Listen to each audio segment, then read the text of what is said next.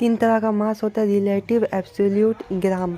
Relative atomic mass एक atom का मास को बोला जाता है। रिलेटिव मॉलिक्यूलर मास एक मॉलिक्यूल का मास को बोला जाता है, ये होता है यूनिटलेस। एब्सोल्यूट एटॉमिक मास एक एटम का मास को बोला जाता है और एब्सोल्यूट मॉलिक्यूलर मास एक मॉलिक्यूल का मास को बोला जाता है। इसका यूनिट होता है एमयू। अगर N A number of hydrogen atom रहेगा तो उसका मास को ग्राम एटॉमिक मास बोलेंगे। अगर N A number of hydrogen molecule रहेगा उसका मास को ग्राम मॉलिक्यूलर मास बोलेंगे। इसका यूनिट रहेगा ग्राम। तीनों का कैलकुलेट करने का तरीका सेम है, बस यूनिट लेस है। इसका यूनिट है एमयू, इसका यूनिट है ग्राम। इधर पर मोल को पार्टिकल में कन्वर्ट करने के लिए एन ए नंबर से मल्टीप्लाई करेंगे, या जिससे भी हमको जिसमें भी कन्वर्ट करना है, जैसे मास में कन्वर्ट करना है या वॉल्यूम में कन्वर्ट करना है, तो हम लोग मल्टीप्लाई कर देंगे। जैसे कि मास में कन्वर्ट करने के लिए GAM से मल्टीप्लाई करेंगे और वॉल्यूम में कन्वर्ट करने के लिए 22.4 लीटर से मल्टीप्लाई करेंगे। लेकिन वापस से अगर मोल बनाना है तो वही नंबर को उससे डिवाइड कर देंगे। इसमें भी डिवाइड कर दिए, इसमें भी डिवाइड कर दिए।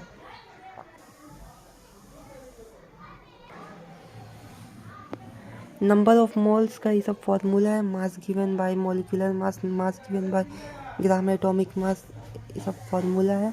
और एवोगाड्रो नंबर जो होता है 6.023 इंटू 10⁻23 पार्टिकल होते हैं एवोगाड्रो नंबर Na में।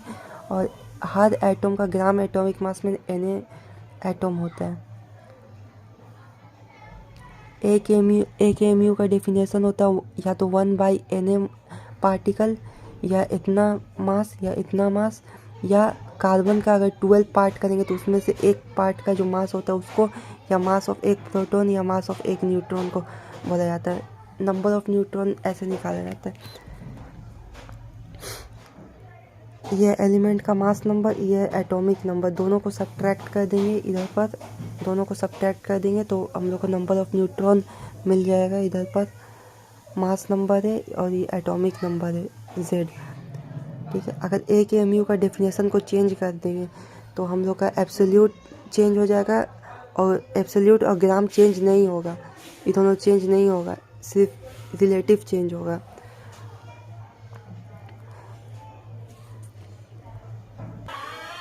इसका ऊपर ऐसे क्वेश्चन आता है,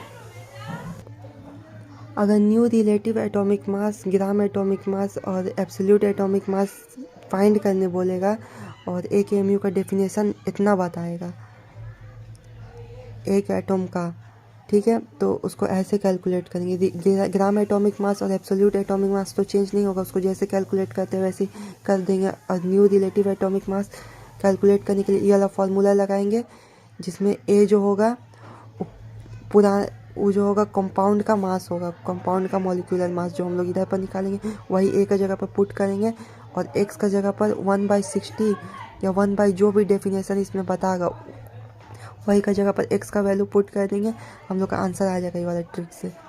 इधर पर एडेस का मतलब है न्यू रिलेटिव एटॉमिक मास। इसको यूनिटलेस इसीलिए बोला गया है काहे कि एक एमयू का कंपेयर में जितना मास होता है वही होता है रिलेटिव एटॉमिक मास या रिलेटिव मॉलिक्यूलर मास। इसीलिए एक एमयू को चेंज करेंगे तो सिर्फ यही चेंज होगा, बाकी सब चेंज नहीं होगा, बाकी सब वैसे ही रहेगा। एक एम जी की यूनिट का जो होता है ग्राम में कन्वर्ट करेंगे 10⁻³ से मल्टीप्लाई कर देंगे। PV = nRT से वाला फॉर्मूला निकलता है डेंसिटी का। आर का वैल्यू को 1/2 भी लिख सकते हैं। और वेपर डेंसिटी होता है mass of the gas, gas का जो मास रहेगा, जो गैस का मास निकालना है और उसको 2 से हम लोग को डिवाइड करना है, 2 रहेगा मास ऑफ हाइड्रोजन गैस, या density of gas by density of hydrogen से भी निकाल सकते। अगर ऐसा क्वेश्चन देता है कि वेपर डेंसिटी N2 गैस का बोलता है तो पहले हम लोग N2 गैस का मॉलिक्यूलर मास लिख लेंगे, 2 इंटू इसका एटॉमिक मास 14 से मल्टीप्लाई करके मॉलिक्यूलर मास, और mass of molecular mass of hydrogen से डिवाइड कर देंगे, वो हो जाएगा 2। नंबर ऑफ मॉलिक्यूल्स या नंबर ऑफ एटम या नंबर ऑफ इलेक्ट्रॉन कोई भी कंपाउंड में या न्यूट्रॉन निकालना है तो उसके लिए ये सब फॉर्मूला लगेगा। नंबर ऑफ मॉलिक्यूल होता है number of molecule in x ग्राम, उसका नंबर ऑफ मोल्स और इनटू एवोगाड्रो नंबर से मल्टीप्लाई कर देंगे, तो जितना नंबर ऑफ मॉलिक्यूल है x ग्राम में हम लोग को मिल जाएगा। नंबर ऑफ एटम निकालने के लिए हम लोग उस टोटल एटम जितना है कंपाउंड में उससे मल्टीप्लाई कर देंगे, इलेक्ट्रॉन प्रोटॉन जितना है उसको मल्टीप्लाई कर देंगे। अगर इलेक्ट्रॉन प्रोटॉन निकालना है नंबर ऑफ और न्यूट्रॉन निकालना है तो हम लोग नंबर ऑफ न्यूट्रॉन से मल्टीप्लाई कर देंगे। और नंबर ऑफ न्यूट्रॉन होता है a माइनस जेड। इस पर ऐसा क्वेश्चन आता है, अगर number of moles molecule atom या कुछ भी न्यूट्रॉन पूछेगा इतना ग्राम CH4 या कोई भी कंपाउंड में, उसको ऐसे निकालेंगे। नंबर ऑफ मोल्स होता है mass given by molecular mass, mass जो रहेगा वो, और मॉलिक्यूलर मास इसका पुट करके हम लोग का नंबर ऑफ मोल्स मिल गया। नंबर ऑफ मॉलिक्यूल्स बोलेगा तो उसको हम लोग Na से मल्टीप्लाई कर देंगे, मोल्स को Na से मल्टीप्लाई कर देंगे, नंबर ऑफ मॉलिक्यूल्स मिल गया। नंबर ऑफ एटम्स निकालना रहेगा तो उसमें जितना भी एटम है उससे मल्टीप्लाई कर देंगे। इधर पर 4 एटम हाइड्रोजन का, 1 एटम कार्बन का, तो 4 + 1 5 से मल्टीप्लाई कर देंगे यही को। और नंबर ऑफ इलेक्ट्रॉन प्रोटॉन पूछेगा तो नंबर ऑफ इलेक्ट्रॉन और प्रोटॉन तो इक्वल होता है, number of electron plus carbon का नंबर ऑफ इलेक्ट्रॉन और हाइड्रोजन का नंबर ऑफ इलेक्ट्रॉन, दोनों को ऐड करके मल्टीप्लाई कर देंगे। टोटल इलेक्ट्रॉन जो इसका है उसको हम लोग को मल्टीप्लाई करना 3 × Na से, तो आ गया आंसर। उसी तरह से इधर पर भी है, number of mole into Na जो था वैसे ही रहेगा 3Na। और इधर पर हम लोग पहले कार्बन का नंबर ऑफ न्यूट्रॉन निकालेंगे a माइनस जेड करके 12 - 6 इंटू 4 बार हाइड्रोजन का नंबर ऑफ न्यूट्रॉन फाइंड करेंगे तो 0 हो जाएगा, और इसको मल्टीप्लाई करके इसका नंबर ऑफ न्यूट्रॉन आ जाएगा। कोई कंपाउंड दिया है AB, अगर हम लोग को उसका परसेंटेज निकालना है A का परसेंटेज, तो mass of A by total mass, ही दोनों का जो ऐड करके जो मास रहेगा वो उसको 100 से मल्टीप्लाई कर देंगे। और वॉल्यूम परसेंटेज अगर A का निकालना रहेगा तो volume of A divided by total volume जो दोनों का मिला के उसको 100 से मल्टीप्लाई कर देंगे। तो वॉल्यूम परसेंटेज, मास परसेंटेज, ऐसे आप मास नंबर का साथ भी यही सेम चीज़ कर सकते हैं। इस पर ऐसा क्वेश्चन दे सकता है, अगर Ca का मास परसेंट निकालना है CaBr2 में, तो पहले Ca का मास ऊपर मास परसेंटेज निकालना, तो पहले Ca का मास नंबर ऊपर में लिखेंगे, फिर Ca प्लस Br2, दोनों Br का मास नंबर हम लोग लिखेंगे, ये हो जाएगा टोटल मास नंबर। उससे हम लोग को मास परसेंटेज निकल जाएगा Ca का इधर पर। उसी तरह से वॉल्यूम परसेंटेज का भी क्वेश्चन आता है ऐसा। पहले वॉल्यूम ऑफ CO2 लिख लेंगे, यहाँ पर वॉल्यूम ऑफ CO2 दिया है और इतना दिया है, दोनों को मिक्स कर दिया है। तो वॉल्यूम परसेंटेज पूछा है, वॉल्यूम परसेंटेज ऑफ CO2 निकालने के लिए पहले वॉल्यूम ऑफ CO2 और फिर टोटल वॉल्यूम, दोनों का वॉल्यूम को ऐड कर देंगे। 16.8 आए, इसका वॉल्यूम ऊपर लिख करके आ गया 66%। एवरेज मॉलिक्यूलर इधर what is the average molecular weight of gas containing 20% nitrogen and 80% SO2। 20% nitrogen का मतलब होता है 20 gram nitrogen dissolve in 100 gram solution. वैसे 80% SO2 का मतलब हो जाएगा 80 ग्राम SO2 dissolve in 100 gram of solution. तो इसका मतलब ये नाइट्रोजन 20 ग्राम है और SO2 80 ग्राम है। तो एवरेज मॉलिक्यूलर मास का जो फॉर्मूला होता है इधर पर सही लिखा है, total mass by total mole. तो टोटल मास हो जाएगा 20 + 80 100, और टोटल मोल हो जाएगा, दोनों का मोल हम लोग निकाल लेंगे 20 बाई इसका 28 हो जाएगा मोल ऑफ N2, और मोल ऑफ SO2 हो जाएगा 80/64। SO2 का मॉलिक्यूलर मास होता है 64। तो दोनों को हम लोग ऐड कर देंगे, ऐड करके इतना आएगा, फिर हम लोग सॉल्व करके आ जाएगा आंसर। इधर पर भी सेम वही चीज़ किया, कोई फ़र्क नहीं है। इधर पर total mass by total mole किया है, टोटल मास इसका यहाँ पर निकाला है। इधर पर बोला find average molar mass of mixture, इसमें 6 मोल नाइट्रोजन है और 4 मोल ऑक्सीजन है। तो नाइट्रोजन और ऑक्सीजन का टोटल मास को ऐड किया है। पहले कैसे किया है, उसका मोल को उसका मॉलिक्यूलर मास से मल्टीप्लाई किया है, यही ना कर देते, मोल को मॉलिक्यूलर मास से मल्टीप्लाई करके मास निकाला है नाइट्रोजन का। फिर ऑक्सीजन का भी वैसे ही मोल को उसका मॉलिक्यूलर मास से मल्टीप्लाई करके उसका मास निकाला है और फिर दोनों का मोल को ऐड किया है नीचे में, दोनों को सॉल्व करके आंसर आ गया। इधर पर क्वेश्चन में अब मेटल नाइट्राइड, यानी कि मेटल भी है उसमें नाइट्रोजन एटम भी है। Metal nitride contain 28% of nitrogen और the atomic mass of metal is m is. तो ये मेटल का एटॉमिक मास पूछा है।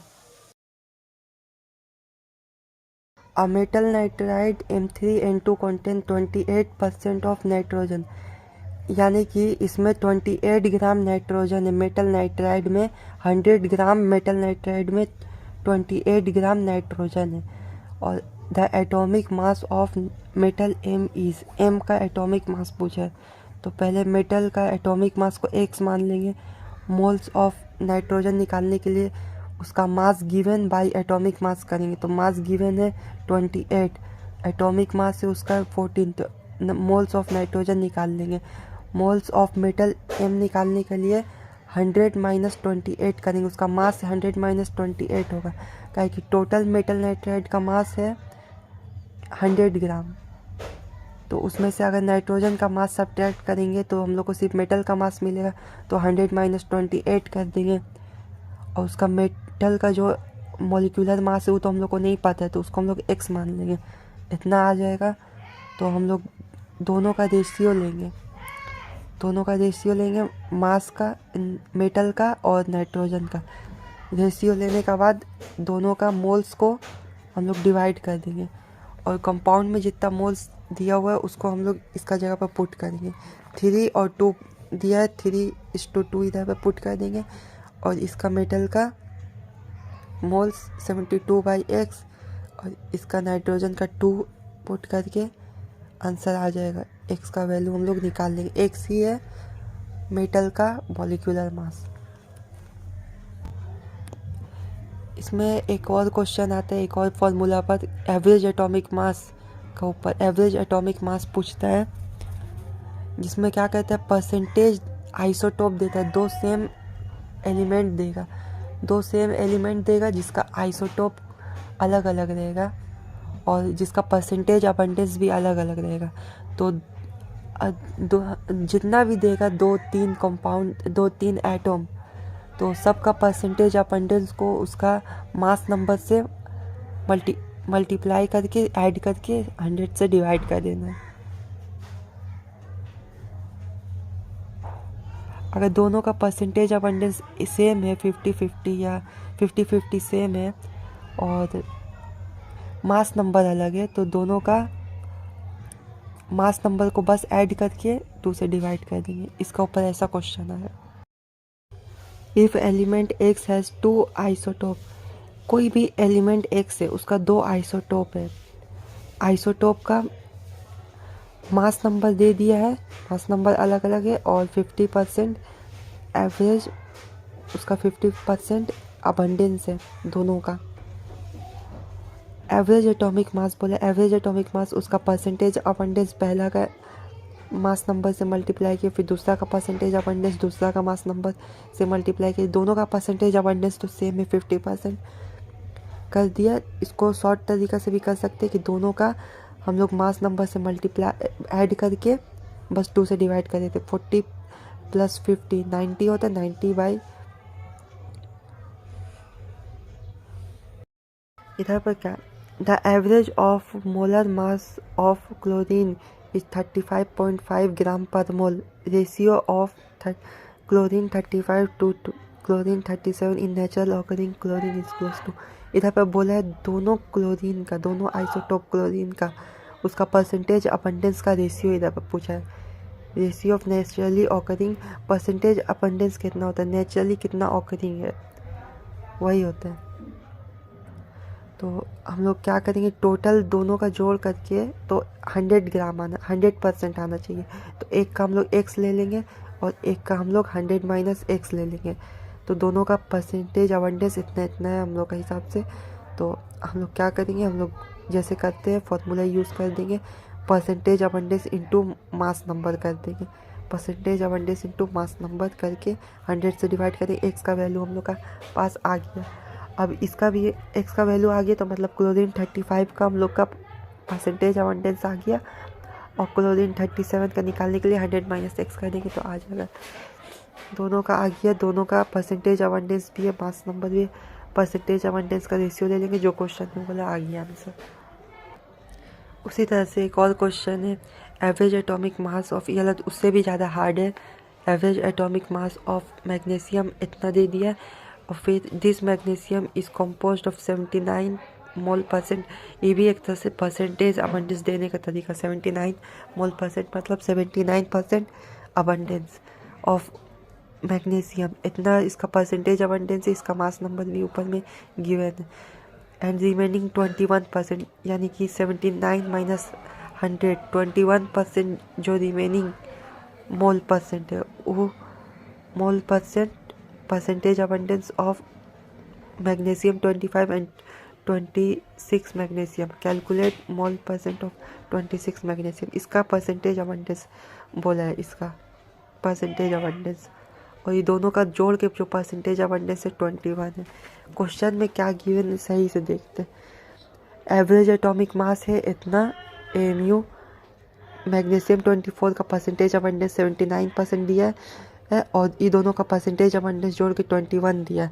तो हम लोग एक को x मान लेंगे, एक का x मान लेंगे, एक का 21 माइनस x मान लेंगे, क्योंकि टोटल तो 21 है दोनों का, एक का x एक का 21 minus x।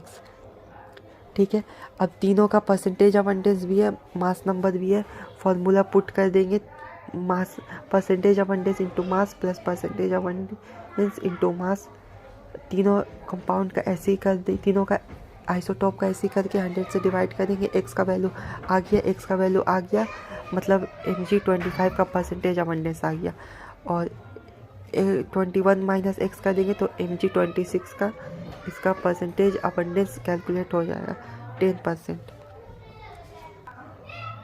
Always to same thing can be added और सब्ट्रैक्टेड, यानी कि मास को मास ही से हम लोग ऐड सब्ट्रैक्ट कर सकते हैं, मॉलिक्यूल नंबर ऑफ मॉलिक्यूल्स को नंबर ऑफ मॉलिक्यूल से ऐड सब्ट्रैक्ट करते हैं, मोल्स को मोल से ऐड सब्ट्रैक्ट कर सकते हैं, एटम को एटम से ऐड सब्ट्रैक्ट कर सकते हैं। ऐसे नहीं कर सकते मास को मॉलिक्यूल से कह दिया, एटम्स को मास से कर दिया, ऐसे नहीं हो सकता। उसी तरह से एक तो क्वेश्चन इधर पर है, फ्रॉम 24 ग्राम ऑफ कार्बन इतना एटम्स रिमूव कर दिया, find number of atoms left, इतना होता है एक Na, 1 Na का इक्वल होता है इतना। तो इसका पहले हम लोग 24 ग्राम इतना पार्टिकल इतना एटम रिमूव किया है, तो 24 ग्राम में कितना एटम है कार्बन में, पहले हम लोग वो निकाल लेंगे। तो पहले नंबर ऑफ मोल्स निकाल लिए, मास गिवन बाय एटॉमिक मास करके, और फिर नंबर ऑफ एटम निकालने के लिए Na से उसको मल्टीप्लाई कर दिया, नंबर ऑफ मॉलिक्यूल पहले निकालने के लिए Na से मल्टीप्लाई करके, फिर उसको कितना एटम है एक कार्बन में, तो एक ही एटम है, 1 से मल्टीप्लाई कर दिया, आ गया नंबर ऑफ एटम, और फिर उसके बाद एक Na रिमूव कर दिए तो Na एटम बचा, number of atom Na atom बचा। एक तो इसका क्वेश्चन भी देख लेते हैं। अगर कार्बन को ऑक्सीजन का साथ रिएक्ट करवा दिया, कार्बन को कंबसन करवा रहा है, कार्बन कंपाउंड का हाइड्रोकार्बन, कोई भी हाइड्रोकार्बन को कंबसन करा रहा है, तो इसका मतलब ऑक्सीजन से रिएक्शन हो रहा है। ये वाला फॉर्मूला हम लोग यूज़ करेंगे, CxHy plus x plus y/4O2, x CO2 बनेगा और y/2 H2O बनेगा। इधर पर भी सेम x प्लस y/2 ही रहेगा, बस इधर पर z/2 ऐड कर देंगे। अगर ऑक्सीजन भी आ जाता है तो ऑक्सीजन का एटम को इधर पर z मान लेंगे, इधर पर कंपाउंड में ऑक्सीजन का जो एटम है z, उसको z मान लेंगे। इधर पर सेम रहेगा, इधर पर भी x, इधर पर भी y/2 रहेगा। और इसमें अगर नाइट्रोजन आ जाता है तो x प्लस y/4 वैसे ही रहने देंगे ऑक्सीजन में, और x CO2 बनेगा, y/2 H2O बनेगा, बस इधर पर z/2 N2 बनेगा, अलग एक और बन जाएगा, z/2 N2 बन जाएगा। वॉल्यूम कॉन्ट्रैक्शन निकालने के लिए अगर 1 लीटर में निकालना है तो अगर 1 लीटर में निकालना है, अगर तो पूरा हाइड्रोकार्बन का अगर 1 लीटर है तो वॉल्यूम ऑफ गैस पहले निकालेंगे रिएक्टेंट साइड का, यानी इस साइड का, और volume of gases of product इस साइड का वॉल्यूम निकालेंगे। दोनों को सब्ट्रैक्ट कर देंगे। इसका वॉल्यूम जो रहेगा उसका स्टोइचोमेट्रिक कोफिशिएंट का इक्वल रहेगा वॉल्यूम। इसका एक स्टोइचोमेट्रिक कोफिशिएंट मान लीजिए 1 है, तो इसका वॉल्यूम भी 1 रहेगा, इसका भी 1 है तो इसका भी 1 रहेगा। 1 + 1 2 हो जाएगा। इसका अगर 2 है और इसका अगर 3 है तो 2 + 3 5 हो जाएगा। ठीक है, तो 2 - 5 करके हम लोग ऐसे करके निकाल सकते हैं वॉल्यूम कॉन्ट्रैक्शन। इसका ऊपर ऐसा क्वेश्चन आएगा।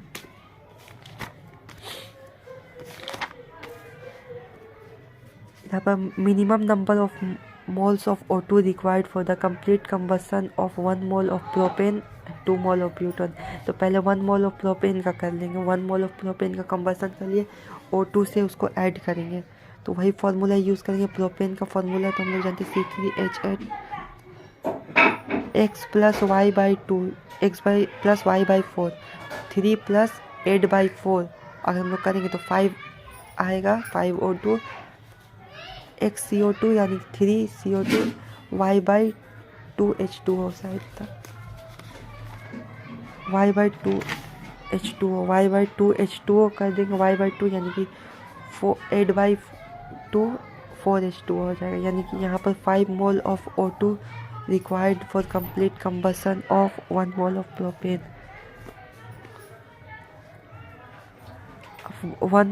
2 मोल ब्यूटेन का भी निकाल लेंगे। 2 मोल ब्यूटेन का फॉर्मूला हो जाएगा C4H10।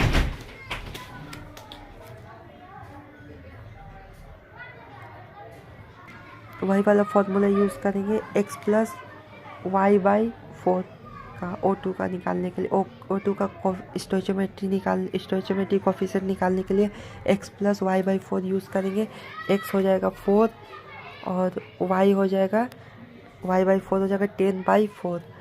तो हम लोग ऐड करेंगे 4 + 2.5 आएगा। 2.5 को हम लोग इधर पर टोटल 2 मोल बोला है तो 2 से मल्टीप्लाई भी कर देंगे तो 13 आ जाएगा, 13 मोल O2। ठीक है, तो फिर जैसे जैसे फॉर्मूला में था वैसे वैसे कर देंगे। 13 mole of O2 required for complete combustion of तो 2 मोल ऑफ प्रोपेन हो जाएगा। अब स्टोइचोमेट्री का क्वेश्चन है, इधर से देखेंगे स्टोइचोमेट्री का क्वेश्चन। स्टोइचोमेट्री का जो क्वेश्चन आता है उसका फॉर्मेट ऐसा रहेगा। क्वेश्चन में क्या करेगा, 2 कंपाउंड के बारे में बता देगा। एक कंपाउंड का मोल बता देगा या उसका मास बता देगा। मोल बता देगा तो ठीक है, मास बताया देगा तो भी उसका मोल निकाल लेंगे मॉलिक्यूलर मास का यूज़ करके। और दूसरा कंपाउंड का नहीं गिवन रहेगा तो बैलेंस केमिकल इक्वेशन का यूज़ करके सेकेंड वाला का मोल पहले फाइंड कर लेंगे। बैलेंस केमिकल इक्वेशन का यूज़ करके मोल दूसरा वाला का फाइंड कर लेंगे यूनिटरी मेथड लगा करके। और फिर जो आएगा मोल उससे मास भी निकाल सकते हैं, उसका यूज़ करके परसेंटेज यील्ड भी निकाल सकते हैं, परसेंटेज प्योरिटी भी निकाल सकते हैं, लिमिटिंग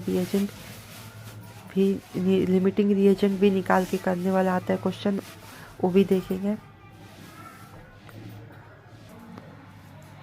परसेंटेज यील्ड में एक्चुअल यील्ड का मतलब होगा एक्चुअल मोल जितना कैलकुलेट करके आया, और फिर जो क्वेश्चन में जो थ्योरेटिकल मोल दिया रहेगा उसको डिवाइड करके 100 से मल्टीप्लाई कर देंगे।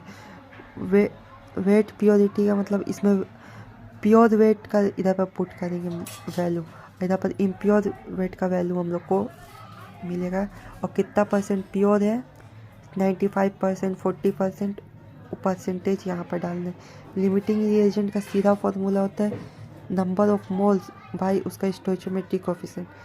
जो लोएस्ट रहेगा उसको रिएक्टेंट के साथ कंपेयर करके हम लोग निकालेंगे, या जिसका साथ बोला है उसी का साथ कंपेयर करेंगे। 4 क्वेश्चन में पूरा स्टोइचोमेट्री क्लियर हो जाएगा। इधर number of moles of hydrogen molecule required to produce 20 mole of ammonia through Haber process. Haber process पहले लिख लेंगे। हेबर प्रोसेस का अकॉर्डिंग इधर पर 2 मोल अमोनिया से 3 मोल H2 बन रहा है, तो 1 मोल से बनेगा 3/2 H2 तो 20 मोल अमोनिया से बनेगा 3/2 इंटू 20, तो 30 मोल बन जाएगा। इधर पर यूनिटरी मेथड अच्छा से इस्तेमाल करना तभी हो क्वेश्चन।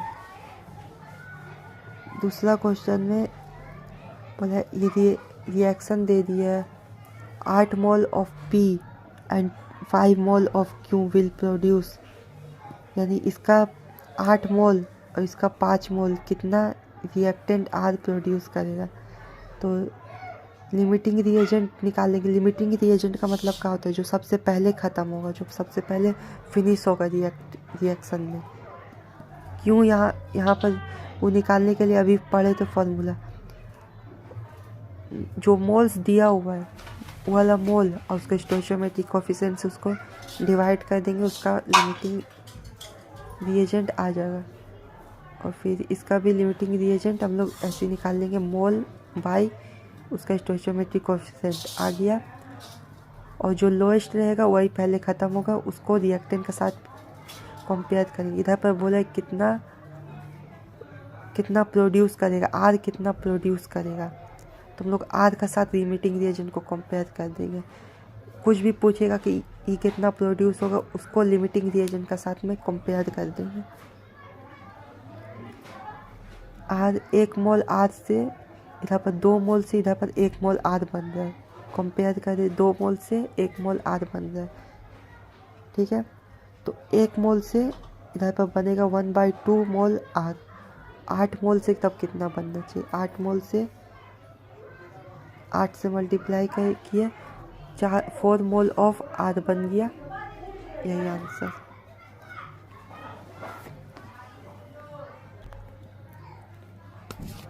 इधर पर भी रिएक्शन दे दिया वैसे ही, क्या the reaction 2C + O2 2CO2 बना रहा है, carried out by taking 24 gram of carbon and 96 gram of oxygen, find out limiting reagent. पहले लिमिटिंग रिएजेंट फाइंड करना है, फिर कितना मोल ऑफ CO फॉर्म हुआ है, which reactant left in excess, how many gram of other reactant are left, सब निकाला जा सकता है। how many mole of CO2 CO form यानी कि ये कितना मोल बना है, तो इसको इसमें से जो लिमिटिंग रिएजेंट रहेगा उसका साथ कंपेयर करके पता कर लेंगे यूनिटरी मेथड लगा करके कि ये कितना बना है। कौन सा रिएक्टेंट लेफ्ट होगा एक्सेस में, जो लिमिटिंग रिएजेंट नहीं होगा वही एक्सेस में होगा, और कितना ग्राम अदर रिएक्टेंट बचा है, यानी जो लिमिटिंग रिएजेंट नहीं है वो कितना बचा है, लिमिटिंग रिएजेंट तो ख़त्म हो गया होगा।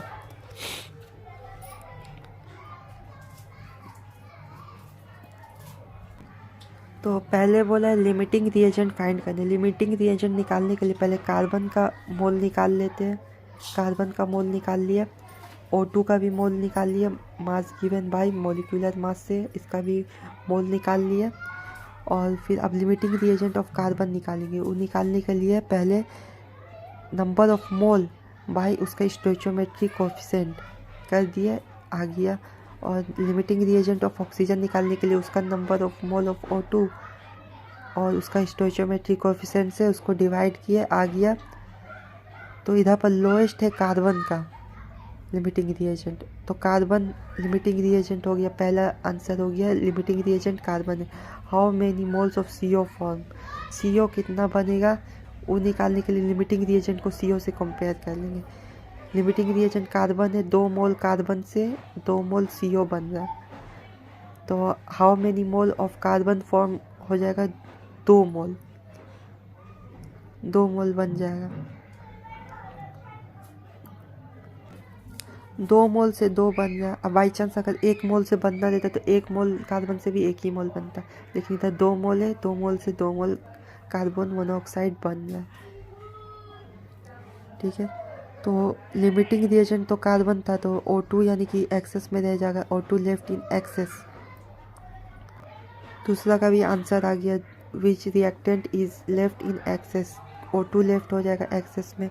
How many gram of other reactant are left, यानी कि O2 अदर रिएक्टेंट O2 ही हुआ, वो कितना लेफ्ट रहेगा, कितना बचेगा, तो O2 का कितना मोल रिएक्ट कर रहा है? O2 का मोल इधर से हम लोग को मिला है 3 मोल और कार्बन का मिला है 2 मोल।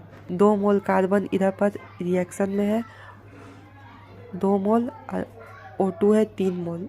इसका मोल निकाल करके मैंने इसका ग्राम का अकॉर्डिंग जो मोल निकाले, स्टोइचोमेट्रिक कोफिशिएंट नहीं बात करी इधर पर, ग्राम का अकॉर्डिंग जो निकाले हैं मोल उसका बात कर रहे। तो दोनों का मोल को सब्ट्रैक्ट कर देंगे, यानी इतना मोल ऑक्सीजन का बच गया है, mole of oxygen left, subtract करके इतना मोल बचा है, उसको मास में कन्वर्ट करने के लिए उसका मॉलिक्यूलर मास से मल्टीप्लाई कर देंगे, इतना mass of O2 not reacted 32 gram.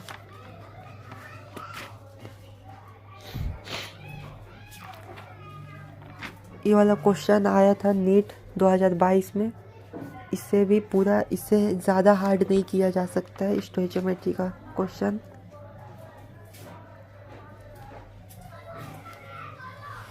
What mass of 95% pure CaCO3 will be required to neutralize 50 ml of 0.5 HCl solution according to the following reaction?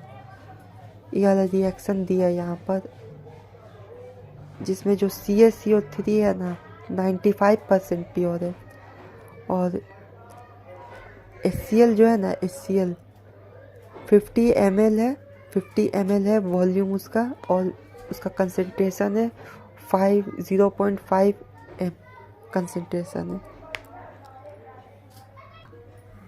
इधर पर बोल कर रहा है क्लियरली, थोड़ा देखेंगे। What mass of 95% pure CaCO3, यानी कि CaCO3 का जो 95% प्योर मास निकालना है, बस इतना निकालना है।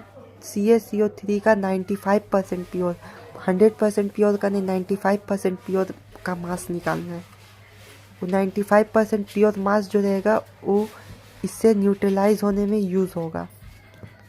ठीक है, तो स्टोइचोमेट्री हम लोग कैसे यूज़ करते थे? पहले हम लोग एक कंपाउंड का मोल निकाल लेंगे, फिर वो मोल का यूज़ करके हम लोग दूसरा का मोल निकाल लेंगे, फिर उसका मोल का यूज़ करके हम लोग उसका मास निकाल सकते हैं, उसका परसेंटेज प्योरिटी निकाल सकते हैं। ऐसे करके हम लोग यूज़ करते हैं। एक का निकलने से दूसरा का निकलेगा, दूसरा का निकलने से जो क्वेश्चन ने बोला वहाँ तक पहुँच जाएगा। HCl का निकालते हैं। HCl का मोलरिटी, पहले मोलरिटी का यूज़ करके नंबर ऑफ मोल्स निकाल लेंगे, ताकि मोलरिटी इधर पे दिया है। Molarity equals to number of moles by volume of solution. ml में था, लीटर में बनाने के लिए 1000 से डिवाइड करना पड़ता है ना, 1000 से डिवाइड करने पड़ता है, तो वही किया, कैलकुलेट करके नंबर ऑफ मोल्स का जगह पर कुछ नहीं पुट करना, वही निकालना है। मोलरिटी का जगह पर 0.5 पुट करना है, नंबर ऑफ मोल्स आ गया HCl का। अब इसका मोल कैसे निकालेंगे? इसका मोल निकालने के लिए पहले स्टोइचोमेट्रिक कोफिशिएंट से कंपेयर कर लेंगे। 4 HCl से 2 CaCO3 बन रहा है रिएक्शन में, तो 1 से बनेगा 2/4 मोल CaCO3 का। तो इतना मोल जो क्वेश्चन में दिया है, इतना मोल से इसका इतना बनेगा, इतना मोल बनेगा। तो इतना मोल का हम लोग मास निकाल लेंगे। इतना मोल का वैल्यू पुट करेंगे। मॉलिक्यूलर मास इसका कितना है? इसका मॉलिक्यूलर मास है 100 से मल्टीप्लाई करके इसका मास निकाल लिया। तो अब इसका मोल भी निकल गया, इसका मास भी निकल गया। ऐसे इसका मोल भी निकल गया, मास भी निकल गया। ठीक है, लेकिन ये जो मास निकला है प्योर का है, 100% प्योर का। अब परसेंटेज प्योरिटी का फॉर्मूला लगाएंगे। परसेंटेज प्योरिटी का formula, pure weight equals to percentage purity by 100 impure weight. Formula use करने के लिए इम्प्योर वेट हम लोग को निकालना है 95% प्योरिटी के साथ। तो प्योरिटी कितना रखना है? 95% रखना है। 95% वैल्यू पुट कर देंगे।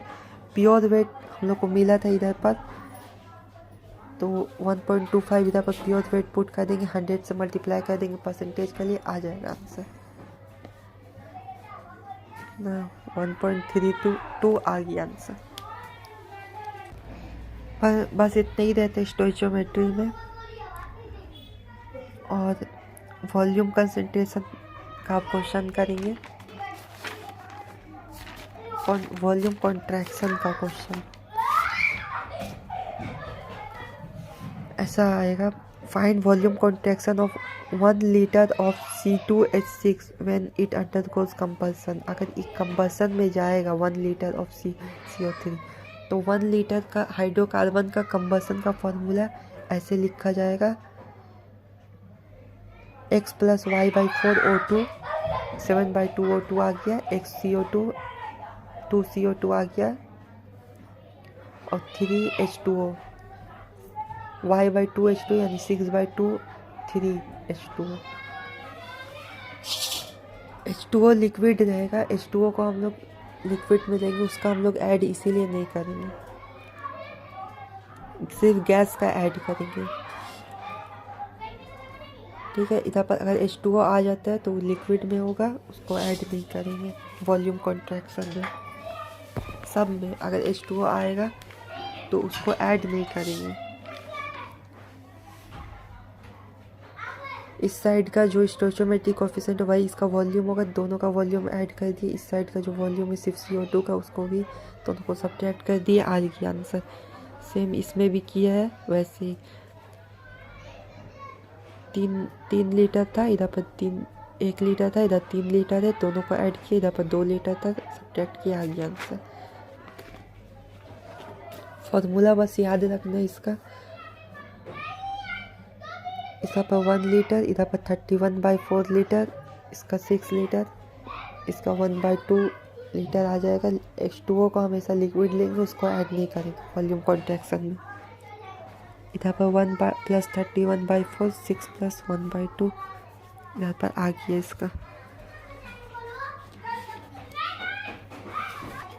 अब इधर पर आ जाते हैं law of conservation of mass, यानी कि रिएक्टेंट साइड में जितना भी मास है उतना ही मास सेम होगा प्रोडक्ट का भी। रिएक्टेंट का जितना मास हुआ है वो रिएक्ट करके प्रोडक्ट का भी उतना ही मास होगा। रिएक्टेंट का A और B से रिएक्ट हुआ है तो A का अगर 10 है और B का अगर 5 है, तो दोनों को ऐड करके इस साइड का जितना भी सबका मास है सबको ऐड करके, अगर X का E का नहीं पता तो उसको X मान करके इस तरह से हम लोग EX का भी निकाल सकते हैं। दोनों साइड का जो मास है वो इक्वल रहेगा।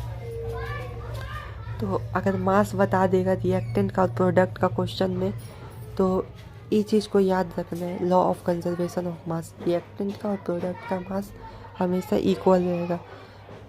न्यूक्लियर रिएक्शन में नहीं होगा, लेकिन न्यूक्लियर रिएक्शन दे भी नहीं सकता है इस चैप्टर से। ठीक है, और ऐसा क्वेश्चन एक बार देख लेते हैं।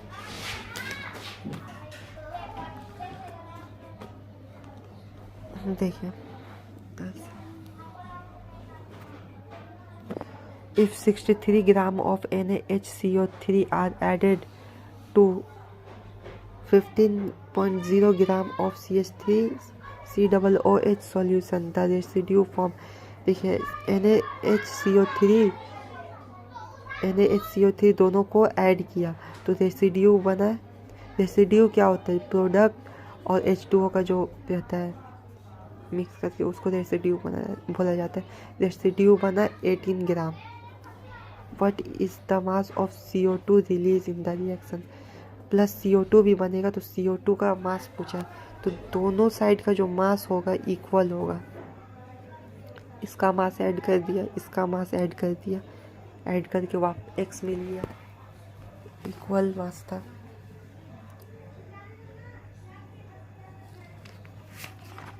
अब पढ़ेंगे law of definite proportion.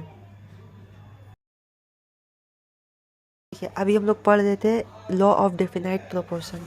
Law of definite proportion देखिए क्या बोल, a chemical compound is always found to be always made up of same element combined together in fixed proportion of mass।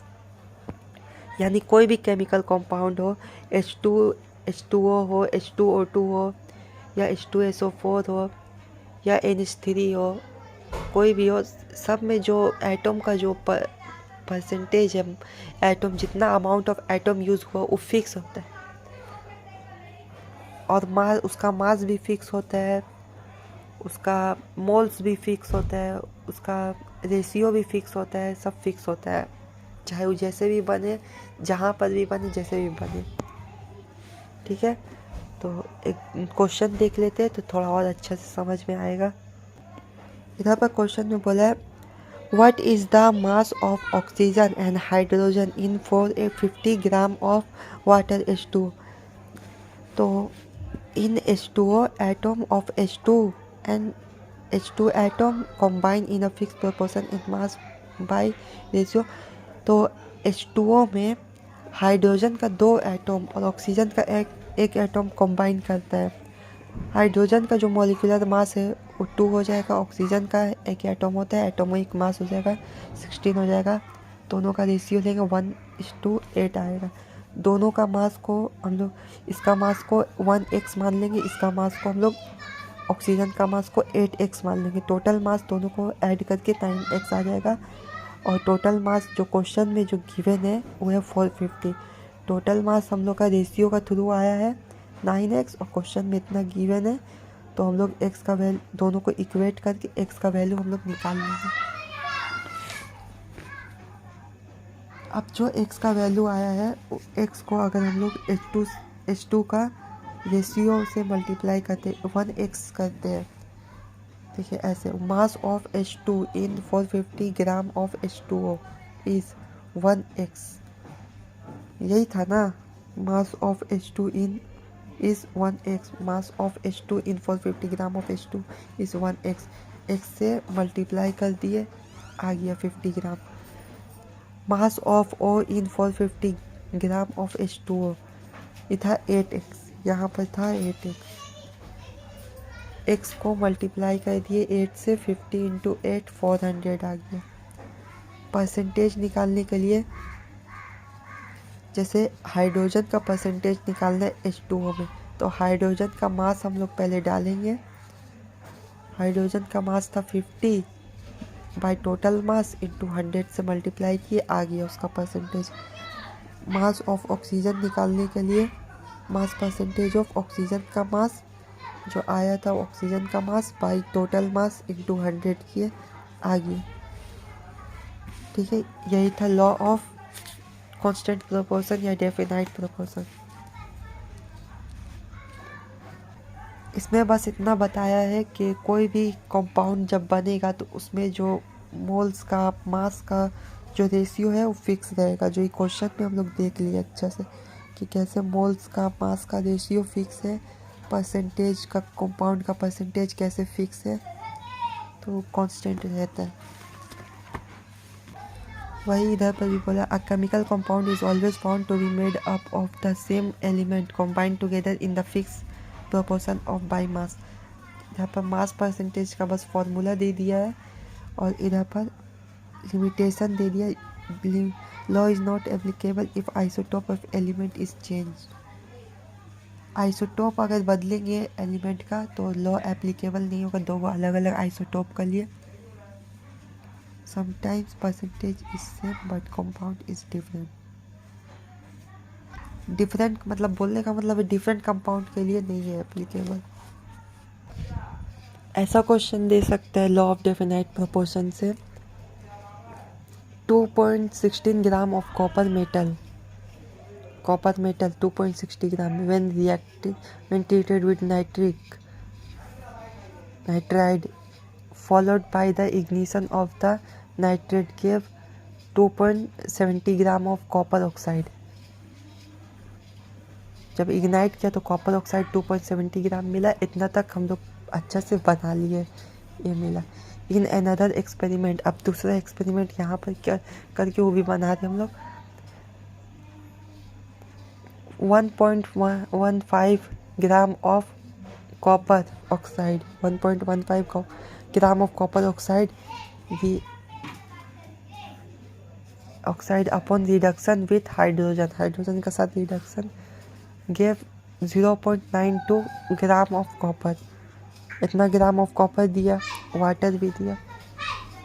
So that ever illustration illustrate the law of definite proportion, बताना है कि दोनों reaction जो है, जो copper oxide दोनों में बना है, इधर पर कॉपर ऑक्साइड बना है, इधर पर कॉपर बना है, तो दोनों में कॉपर का जो परसेंटेज है सेम होगा, ये बताना है। दोनों का मास परसेंटेज जो है सेम होगा, काहे कि लॉ ऑफ डेफिनाइट प्रोपोर्शन को फॉलो करता है, यही प्रूफ करना है। तो mass percentage of copper in copper oxide पहले निकालना है इधर पर, वही सिंपली कर देगा mass of copper oxide by mass of copper पहले, फिर मास ऑफ कॉपर ऑक्साइड, फिर 100 से मल्टीप्लाई करके आ गया answer. Mass percentage of copper oxide निकालने के लिए कॉपर का मास बाय कॉपर ऑक्साइड का मास इंटू 100 से मल्टीप्लाई कर दी, इधर भी 80 इधर पर भी 80, मतलब फॉलो कर रहा है। लॉ ऑफ मल्टीपल प्रोपोर्शन, इसमें क्या बोलते हैं कि two element react to form two और more compounds, then fix mass of one element and find mass of another element, it will form simple ratio. इधर पर क्या बोले, एग्जाम्पल दिखाते, react with HNO for hydrogen and oxygen react with each other to form H2O and H2O2। ठीक है, तो इधर पर बोला है fix mass of one element, इसका क्या मतलब है, इसका मतलब है कि इसमें जो H2 और H2 है, जो एलिमेंट है H, इधर पर दोनों का मोल यहाँ पर 2 है, इधर भी 2 है, इधर भी 2 है, तो दोनों का मास को हम लोग फिक्स करके हम लोग 1 ग्राम या 2 ग्राम मान सकते हैं, उसको फिक्स कर देंगे। इसका मास हम लोग नहीं जोड़ेंगे, हम लोग खाली ऑक्सीजन का मास का रेशियो लेंगे, ऑक्सीजन का मॉलिक्यूलर मास का सिर्फ हम लोग रेशियो लेंगे, तो वो बना देगा सिंपल रेशियो। जैसे H2O और H2O2, तो इसमें ऑक्सीजन का मास हो जाएगा, मॉलिक्यूलर मास हो जाएगा 8, इसमें हो जाएगा 16, तो दोनों मिला करके रेशियो मिला के 1:2 बना देगा बाई मास, इसका सिंपल रेशियो हो गया है। समझिए, तो जो कॉमन रहेगा ना दोनों में, उसका हम लोग फिक्स कर लेंगे मास, उसका हम लोग मास का सिंपल रेशियो नहीं लेंगे, हम लोग सिंपल रेशियो लेंगे जो वेरी कर रहा है। जैसे इसमें 1 ऑक्सीजन है, इसमें 2 ऑक्सीजन है, वेरी जो कर रहा है उसी का हम लोग सिंपल रेशियो लेंगे। यही बोलता है law of multiple proportion. Fix mass of one element and find mass of another element, it will form simple ratio. Carbon और oxygen react to form CO and CO2। ठीक है, तो कार्बन दोनों में सेम है, कार्बन का छोड़ दीजिए, ऑक्सीजन का इधर पर ले लेंगे, 1 ऑक्सीजन इधर 2 ऑक्सीजन, इसका हो जाएगा 16, इसका हो जाएगा 32, 1:2 बाई मास। अब इधर पर भी ऐसे किया है, यहाँ पर N और ऑक्सीजन ट्रीट किया, N2NO NO2 N2O NO2 N2O5,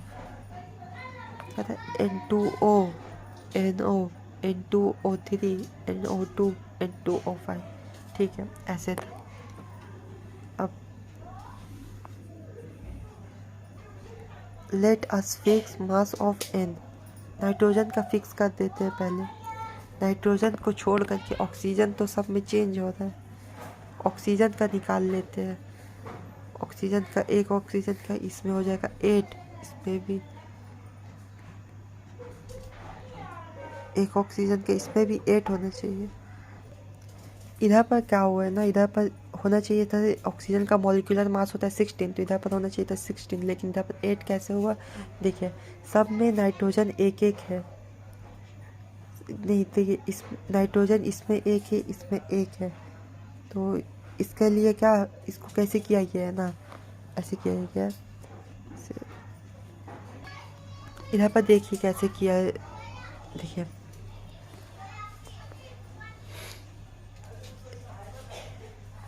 NO2 है, NO2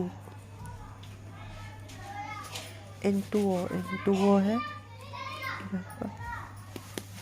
N2O में कितना ग्राम ऑक्सीजन होगा, उसको निकालने के लिए 2 मोल नाइट्रोजन से 1 मोल ऑक्सीजन बनता है, 1 मोल में होता है 16 ग्राम, 16 ग्राम उसका ग्राम एटॉमिक मास होता है। तो एक से बनेगा हम लोग 14 ग्राम फिक्स माने ना, 14 ग्राम हम लोग फिक्स मान लिए हैं। मास ऑफ वन एलिमेंट का हम लोग फिक्स मान लिए 14 ग्राम होता है एक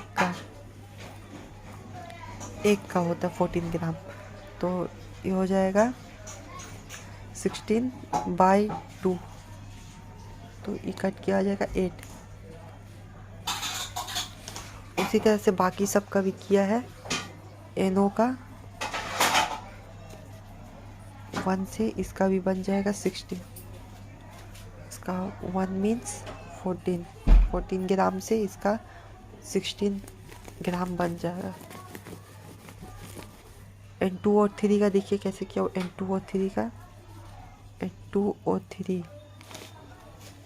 इसका 2 से इसका 3 बन रहा है, इसका 1 से बनेगा 1 यानी कि 14, 3/2 और इसका 16 24 आ जाएगा। इसी तरह से इसका भी किया है, इसका 32 हो जाएगा, 1 से बनेगा 32, इसका भी वैसे किया है।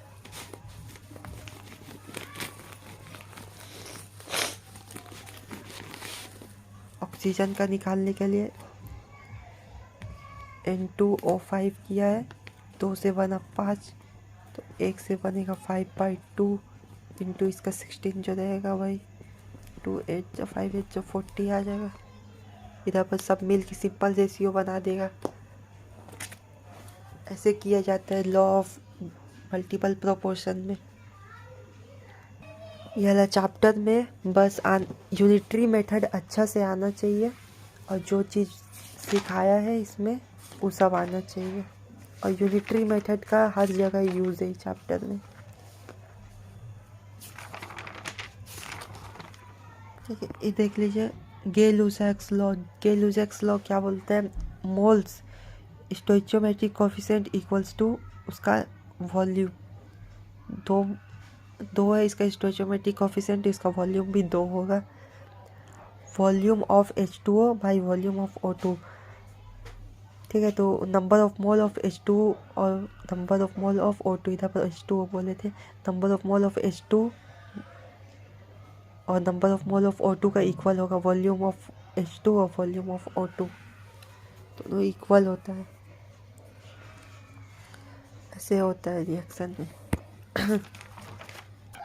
एम्पेरिकल फार्मूला पर ऐसा क्वेश्चन आ सकता है, देखिए जो सिंपलेस्ट रेशियो होता है ऑल एटम का एलिमेंट में, यानी कि मॉलिक्यूलर मास जो होता है उसमें जितना भी एटम है, जितना भी नंबर ऑफ एटम है, उसका अगर हम लोग सिंपल रेशियो ले लेंगे तो वो हो जाएगा उसका एम्पेरिकल फार्मूला।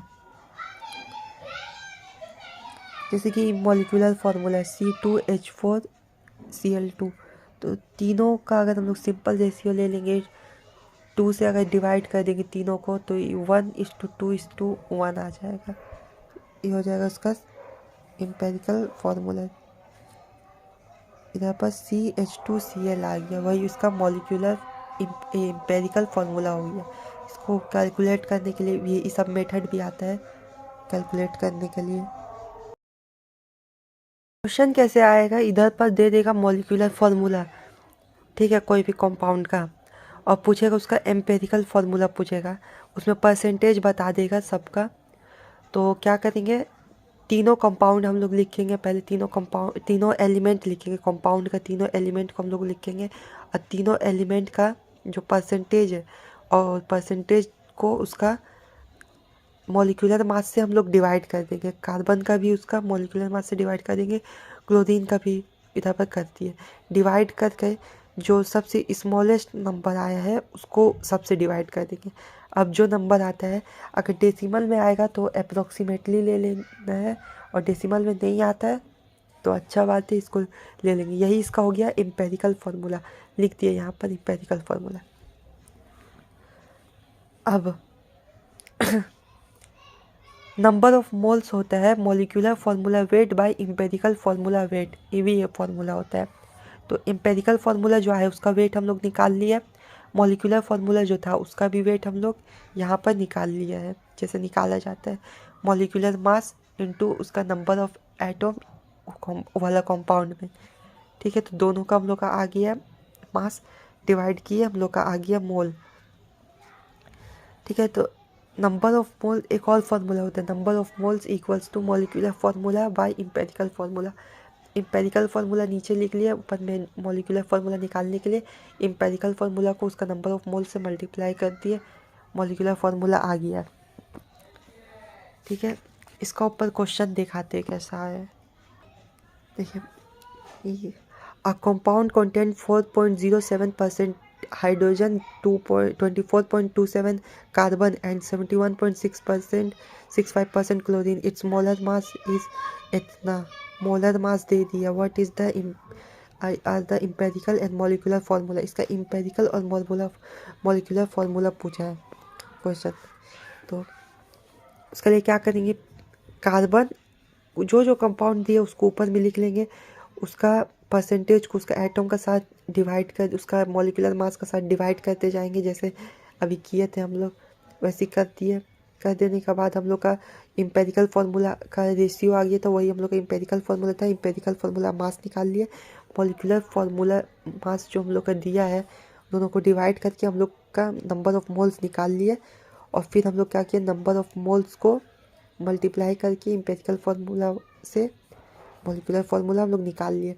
सिर्फ फार्मूला यूज़ किया है, और जो मेथड था ये वाला मेथड और ये वाला फार्मूला, बस फार्मूला और ये वाला मेथड यूज़ किया है।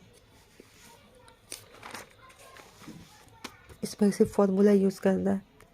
Empirical formula of a compound is इतना, ये दे दिया CH2O। Empirical formula molecular weight है 180, और molecular formula of the compound is, molecular formula पूछा कंपाउंड का, तो वही फार्मूला जो हम लोग जानते हैं, number of mole equals to molecular formula mass by empirical formula mass. ठीक है, तो करके नंबर ऑफ मोल्स निकाल लेंगे, और नंबर ऑफ मोल्स जो आएगा उसको एम्पेरिकल फार्मूला जो दिया है उससे मल्टीप्लाई करके मॉलिक्यूलर फार्मूला निकाल लेंगे। देखिए कैसे, एम्पेरिकल फार्मूला मास पहले हम लोग निकाल लिए। ठीक है, empirical formula mass, molecular formula mass given था, नंबर ऑफ मोल्स आ गया, molecular formula equals to empirical formula into n से मल्टीप्लाई किया, आ गया आंसर।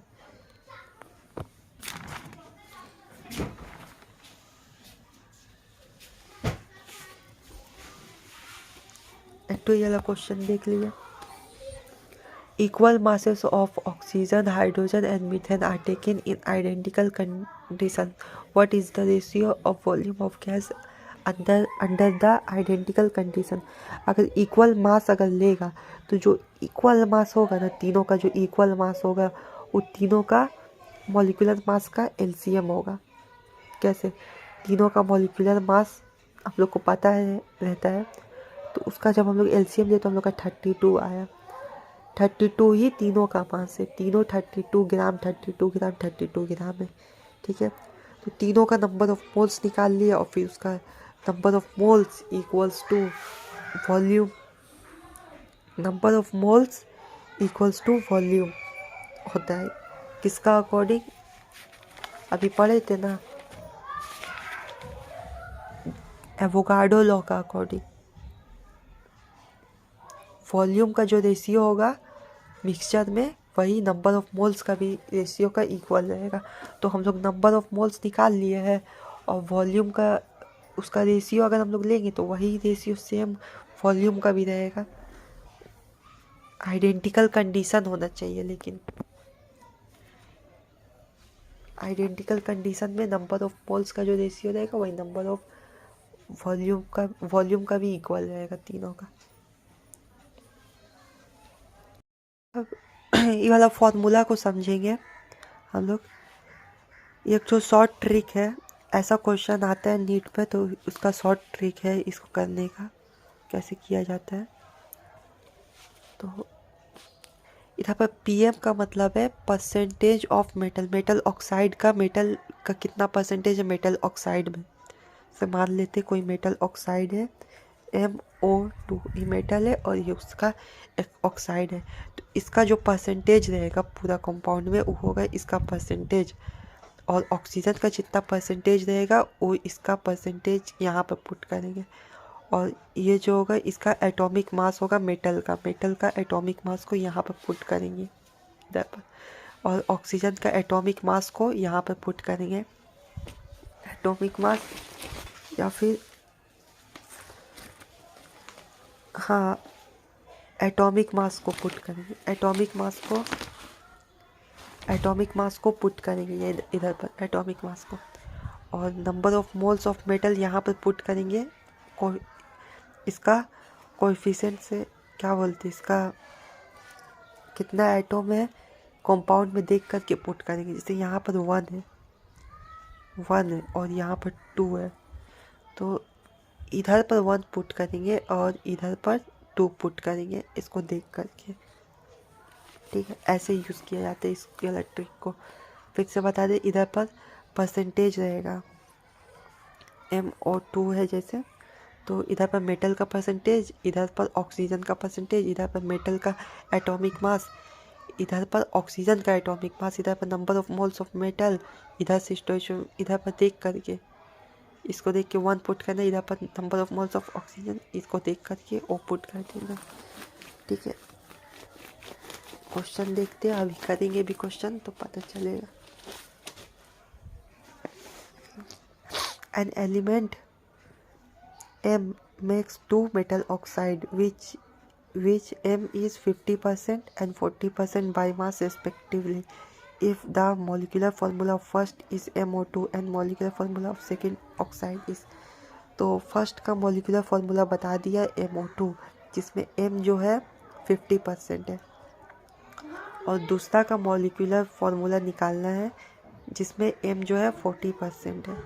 ये बोला है, देखिए फर्स्ट ऑक्साइड में मेटल का फार्मूला 50% है, तो बचा हुआ ऑक्सीजन का भी 50% होगा। सेकेंड ऑक्साइड में मोलिकुलर M का जो परसेंटेज 40% है, तो बचा हुआ ऑक्सीजन का अमाउंट होगा 60%। तो ये क्वेश्चन सिर्फ मोलिकुलर मेटल ऑक्साइड ही पर बेस्ड रहता है। मोलिकुलर एक ऑक्साइड पर अगर ऐसा क्वेश्चन आता है तो सॉल्व हो जाएगा। ठीक है, तो इधर पर फॉर्मूला यूज़ करेंगे हम लोग ट्रिक वाला, PM/PO equals to AM/AO into NM/NO multiply. तो परसेंटेज ऑफ मेटल और ऑक्सीजन पुट कर देंगे। मोलिकुलर एटॉमिक मास M का नहीं पता है, रहने देंगे, और ऑक्सीजन का पुट कर देंगे। नंबर ऑफ मोल्स भी पुट कर देंगे, हम लोग को मिल गया एटॉमिक मास। अब हम लोग को एटॉमिक मास मिल गया है, तो अब हम लोग नंबर ऑफ मोल्स दूसरा का फॉर्मूला निकाल सकते हैं। ठीक है, इधर पर number of moles of M और O जो पुट किया, इधर पर इसको देखते हुए पुट किया है। N का जगह पर 1, O का जगह पर इधर पर 2 निकल गया। अब इधर पर परसेंटेज हम लोग सेकेंड ऑक्साइड के लिए परसेंटेज पुट करेंगे, 40, 60, 32 इधर से निकल के आया, और फिर 16, और नंबर ऑफ मोल्स हम लोग इसका निकाल लेंगे तो इसका हो जाएगा 1:3 इसका। और एक तो क्वेश्चन इसका करके दिखाते हैं। ठीक है, क्वेश्चन में क्या बोला है, 2 मेटल ऑक्साइड contain इतना परसेंट एंड इतना percent oxygen in the formula. First oxide is इतना, उसका फॉर्मूला ये दे दिया M3O4। Formula of second oxide, इसमें क्या बोलते हैं ना कि फर्स्ट ऑक्साइड का ना फॉर्मूला बता देगा और दूसरा ऑक्साइड का फॉर्मूला पूछेगा, बस फॉर्मूला ही पूछेगा। मॉलिक्यूलर फार्मूला या एम्पिरिकल फार्मूला भी पूछेगा तो बता सकते हैं।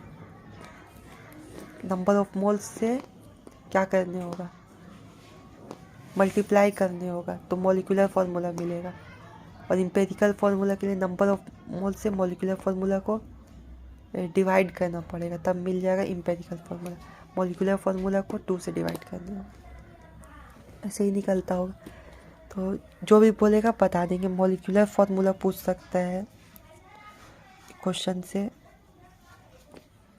एम्पिरिकल फार्मूला भी पूछ सकता है, और क्या क्या पूछ सकते हैं, एटॉमिक मास ऑफ मेटल भी पूछ सकता है। सब निकल जाएगा, ये भी निकल सकता है। परसेंटेज भी निकल सकता है, परसेंटेज भी तो था ट्रिक में। ठीक है, तो ये सब चीज़ को ध्यान में रखते हुए करना। 2 ऑक्साइड बोला है, फर्स्ट ऑक्साइड पहले कर लेंगे, फर्स्ट ऑक्साइड, फिर सेकेंड ऑक्साइड। क्वेश्चन को ऐसे करना है, फर्स्ट ऑक्साइड में जो ऑक्सीजन का जो परसेंटेज है, मॉलिक्यूलर फार्मूला तो दे दिया फर्स्ट ऑक्साइड का, तो उसको ऐसे लिख लेंगे M3O4। सेकेंड ऑक्साइड का हम लोग को फार्मूला ही नहीं पता। फर्स्ट ऑक्साइड का ऑक्सीजन का जो परसेंटेज है, ऑक्सीजन का जो परसेंटेज रहेगा वो है 27.6%। मेटल का परसेंटेज उसका हो जाएगा 72.4%। ठीक है, फॉर्मूला यूज़ कर देंगे वही वाला, PM/PO इक्वल्स टू AM/AO। याद कर लेना है इसको, NM/NO ऐसे लिखेंगे। यहाँ पर 72.4 पुट कर देंगे, इधर पर पुट कर देंगे 27.6। AM तो नहीं पता है, रहने देंगे। AO तो हम लोग निकाल लेंगे, 16 ही होता है। 3 4 3 4, ठीक है, इसको निकाल लेंगे। इधर पर आ जाएंगे PM/PO AM/AO इंटू NM/NO। ठीक है, पुट कर देंगे PM/PO का वैल्यू सेकेंड ऑक्साइड के लिए। ठीक है, सेकेंड ऑक्साइड, फर्स्ट ऑक्साइड का नहीं पुट करना, सेकेंड ऑक्साइड में सेकेंड ऑक्साइड के लिए ही पुट करना। सेकेंड ऑक्साइड का हो जाएगा, इसमें ऑक्सीजन 30% है, इसमें जो है ऑक्सीजन 30% है, तो मेटल हो जाएगा, मेटल कितना परसेंट हो जाएगा, 70% हो जाएगा। 100 माइनस 30 17 होगा।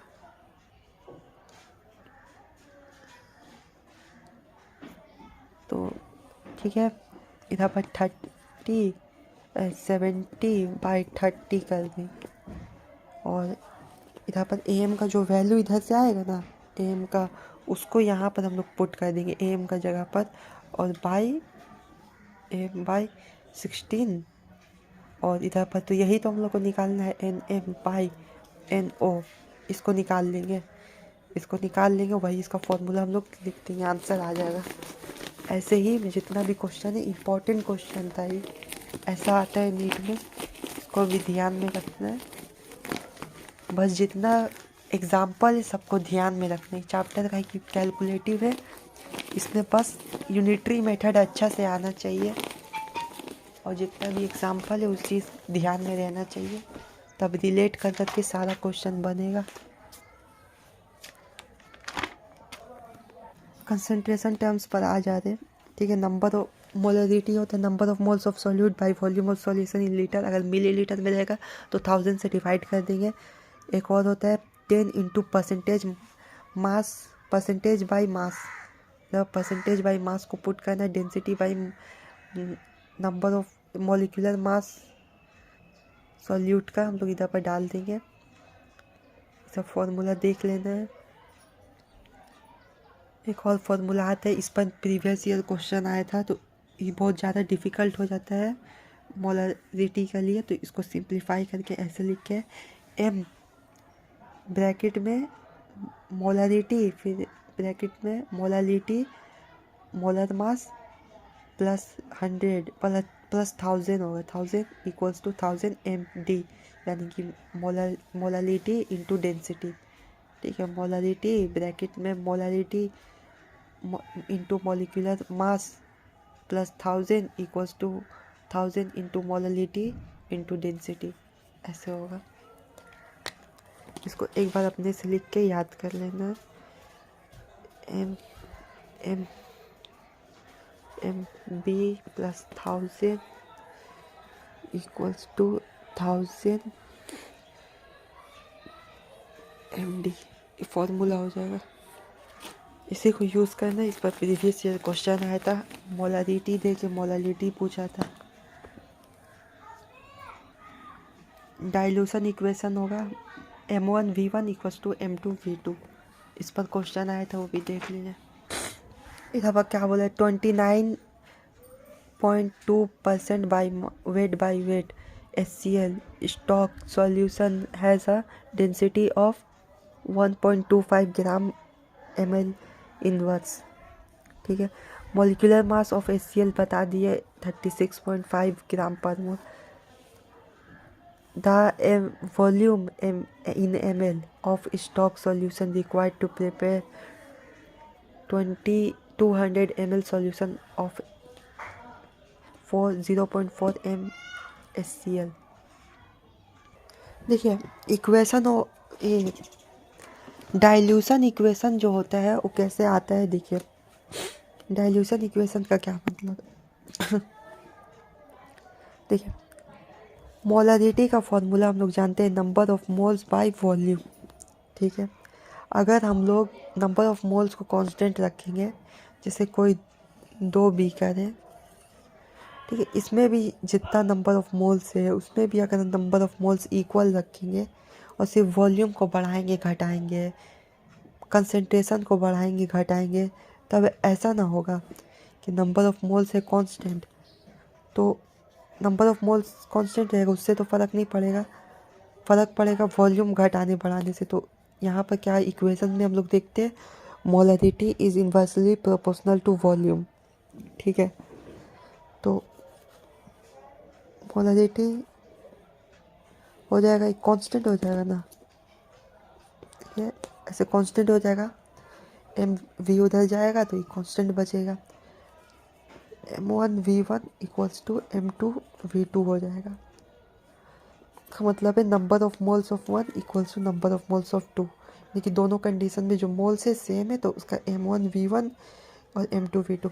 अगर वॉल्यूम बढ़ा देंगे तो मोलारिटी घट जाएगा, और वॉल्यूम घटा देंगे तो मोलारिटी बढ़ जाएगा। ठीक है, तो यही क्वेश्चन में क्या बोला, ये वाला क्वेश्चन से और अच्छा से समझते हैं। ठीक है, ठीक है, 29.2 ग्राम HCl सॉल्यूशन है, उसका डेंसिटी दे दिया है, उसका मॉलिक्यूलर वेट दे दिया, सब दे दिया, और उसका वेट दे दिया। अब बोला है कि उसका कंसंट्रेशन को हम इतना कर देंगे, कंसंट्रेशन को 0.4 कर देंगे तो कितना वॉल्यूम लगेगा। बोला है कि उसका कंसंट्रेशन अगर इतना रहेगा 0.24, अगर उसका कंसंट्रेशन रहे और HCl का कंसंट्रेशन 0.24 रहे और HCl का वॉल्यूम अगर इतना रहे तो कितना उसका कितना वॉल्यूम उसका पहले था, उसका वॉल्यूम कितना था पहले, ये पूछा है, ये पूछना चाहते। तो prepare a 200 ml solution of 0.2 m HCl is, यही पूछा कि पहले उसका वॉल्यूम कितना था, अगर उसका वॉल्यूम और कंसंट्रेशन हम इतना कर दिया तो ये सब डेटा यूज़ करके पहले उसका मोलारिटी निकाल लेंगे। मोलारिटी निकाल करके उसका वॉल्यूम V1 तो आप लोग को नहीं पता है, छोड़ देंगे। V2 हम लोग को पता है, M2 भी हम लोग को पता है। तो इक्वेशन ऑफ डाइल्यूशन लगाएंगे और पहले जो कंसंट्रेशन था वो निकाल लेंगे हम लोग V1 से। ठीक है, मोलारिटी का एक और फॉर्मूला होता है ना, अगर परसेंटेज मास दे देगा और डेंसिटी दे देगा तो उसको निकालने का होता है ना 10 into percentage mass into density, यही होता है ना। देखिए इधर बाय मॉलिक्यूलर मास से भी डिवाइड करना है, तो इसको याद कर लेना ऐसे, molarity equals to 10 into percentage mass by into density by molecular mass. ठीक है, ऐसे करके याद कर लेते हैं तो हो जाएगा। ये वाला याद रखना है, अगर ऐसा क्वेश्चन आता है तो यही तरीका से हम लोग उसका सॉल्व करेंगे ऐसे। ये सब पूरा कंप्लीट हो गया है, ये भी कंप्लीट हो गया पूरा, जो जितना भी क्वेश्चन था, जितना भी टाइप का आ सकता था क्वेश्चन, सब कंप्लीट हो गया। और अब बचा है सिर्फ लॉ ऑफ इक्विवेलेंस हम लोग को खाली करना है। लॉ ऑफ इक्विवेलेंस जिसमें नॉर्मलिटी और उसका नॉर्मलिटी का formula gram equivalence, number of gram equivalence, ये सब रहेगा। Number of gram equivalence, equivalence mass और लॉ ऑफ इक्विवेलेंस, यही सब रहेगा अब। और लास्ट पार्ट है चैप्टर का। नॉर्मलिटी भी कंसंट्रेशन टर्म है, तो इधर पर पहले मोलालिटी पहले देख लेते हैं। Number of moles of solute by mass of solvent in KG. Mass of solvent लेता, मास ऑफ सॉल्यूशन नहीं। मोलालिटी में मास ऑफ सॉल्यूशन लेते थे, पूरा सॉल्यूशन का मास लेते थे। ठीक है, पार्ट्स पर बिलियन का फॉर्मूला है। ठीक है, अब देखते हैं मोल फ्रैक्शन ए और बी का ऐड, अगर दो का ऐड करेंगे तो हमेशा 1 आएगा। ठीक है, अब mole fraction A plus mole fraction of B का क्या मतलब हुआ? इसका मतलब हुआ कोई भी सॉल्यूशन में एक सॉल्यूट और एक सॉल्वेंट है, तो मोल फ्रैक्शन सॉल्यूट का और सॉल्वेंट का अगर ऐड करेंगे तो 1 होगा। नंबर ऑफ ग्राम इक्विवेलेंट को एन से डिनोट करते हैं, तो नॉर्मलिटी को एन से डिनोट किया जाता है, तो normality equals to number of gram equivalent by volume of solution in litre. अगर एमएल में रहेगा तो 1000 से डिवाइड करनी, यानी कि 1000 से ऊपर की तरफ मल्टीप्लाई करने होगा। ठीक है, और इक्विवेलेंट मास निकालने का ये फॉर्मूला है इतना सारा। एक है gram molecular mass by n factor, equivalent mass का।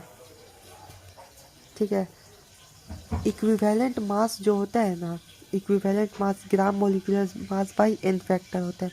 और नंबर ऑफ ग्राम इक्विवेलेंट जो नॉर्मलिटी में निकालने के लिए यूज़ होता है, उसको निकालने के लिए वेट बाई इक्विवेलेंट वेट हम लोग देखते हैं। और नंबर ऑफ ग्राम इक्विवेलेंट निकालने का एक और फॉर्मूला है volume in litre into normality. Volume को उधर भेज देंगे ना तो हो जाएगा volume in litre into normality, या volume in litre into molarity into n factor. ठीक है, और या तो नॉर्मली क्या है, number of mole into n factor, number of mole into n factor, ऐसे भी कर सकते हैं। Number of mole into n factor का मतलब mass given by molecular mass into n factor, ऐसे भी कर सकते हैं।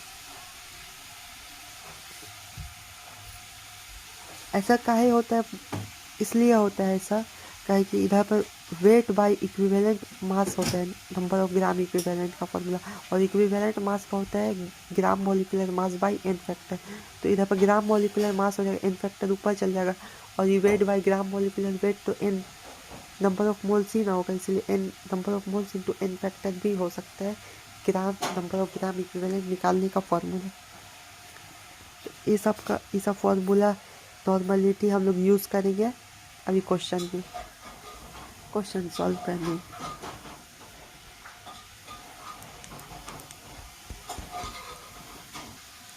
और एक और रिलेशन होता है normality equals to molarity into n factor, ऐसे होता है।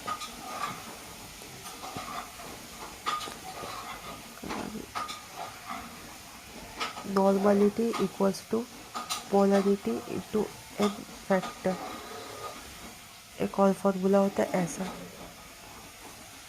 ठीक है, इसको यहाँ पर लिख देते हैं डायरेक्ट फॉर्मूला, इसको भी यूज़ करेंगे इसमें।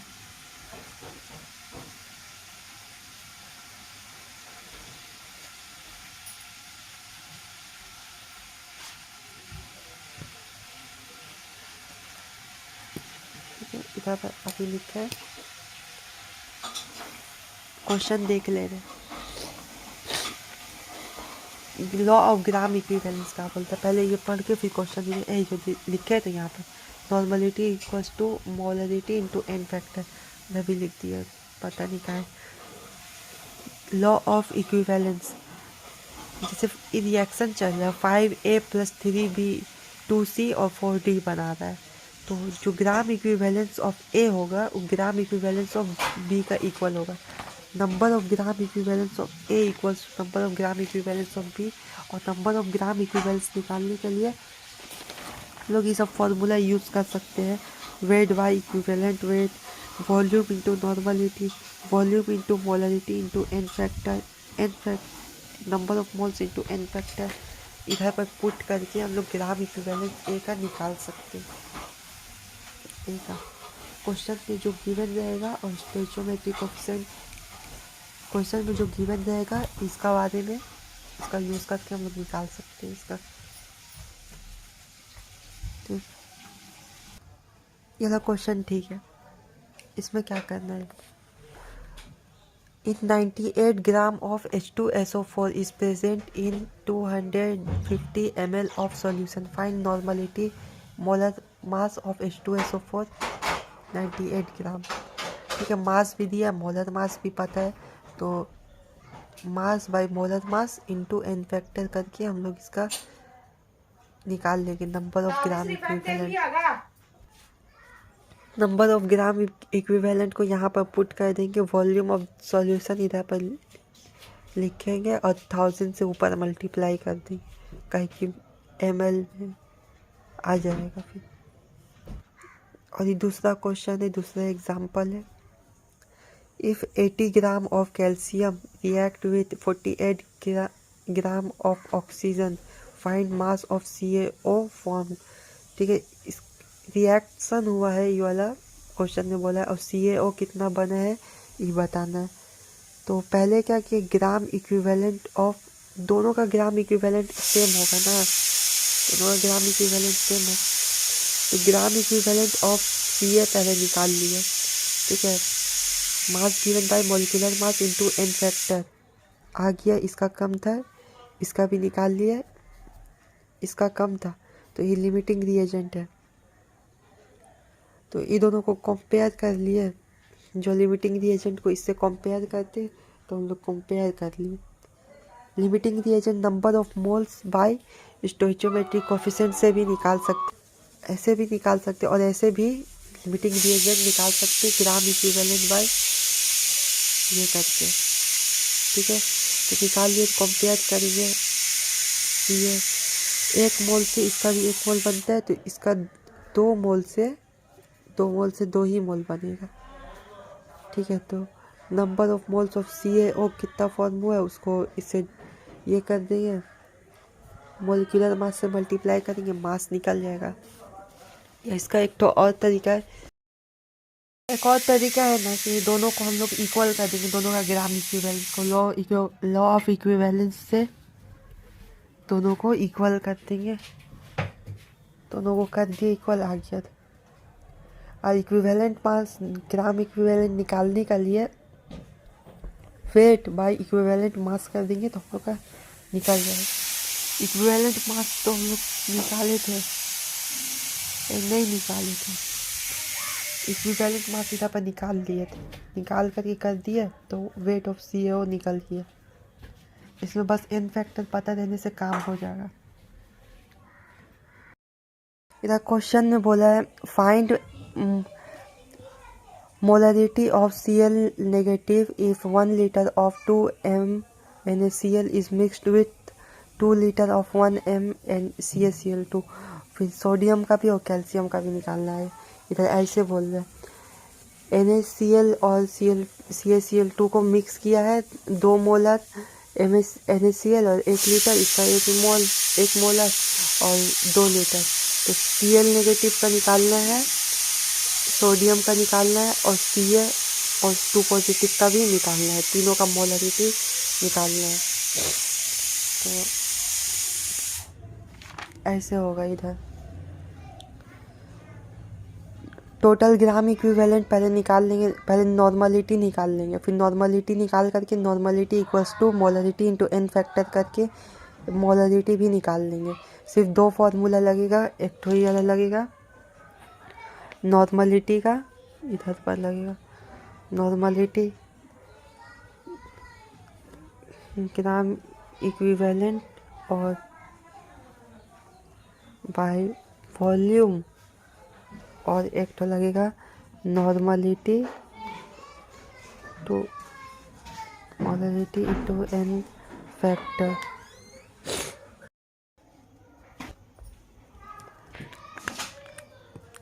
इधर पर दो तो कंपाउंड दिया है NaCl और CaCl2।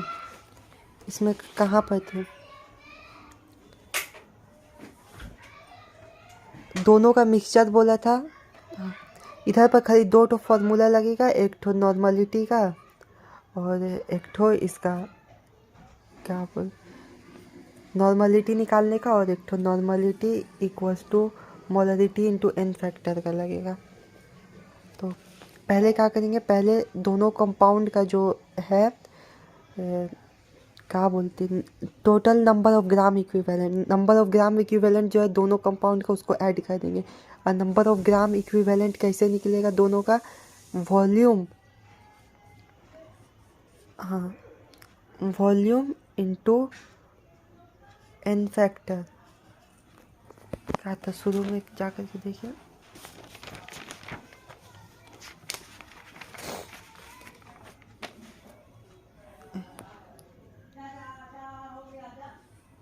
ये वाला फॉर्मूला से volume into molarity into n factor.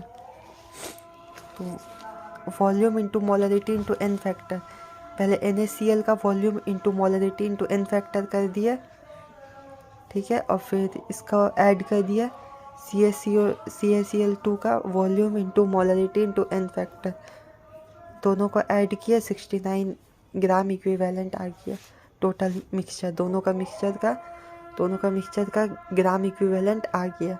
और फिर टोटल वॉल्यूम, दोनों का वॉल्यूम को ऐड कर दिया, आ गया वॉल्यूम। और फिर नॉर्मलिटी निकालने के लिए टोटल, इसका टोटल जो था, इसका टोटल दोनों को डिवाइड करेंगे, नॉर्मलिटी आ गया। अब फिर ये वाला फॉर्मूला यूज़ करेंगे, normality equals to molarity into n factor करके, एन फैक्टर की जगह पर जो इसका एन फैक्टर था NaCl या CaCl2 का, एन फैक्टर से मल्टीप्लाई करेंगे, इधर पर आ जाएगा, ठीक है। तो नॉर्मलिटी जो आएगा ना, वो मिक्सचर का नॉर्मलिटी आएगा, लेकिन वो कॉमन आए नहीं, दोनों में है, माने Cl जो है दोनों में है, तो इसका मतलब Cl कॉमन आए नहीं, तो नॉर्मलिटी दोनों के लिए यूज़ कर सकते हैं हम लोग।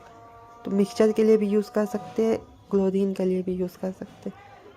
तो मोलरिटी क्लोरीन का हम लोग का निकल लिया।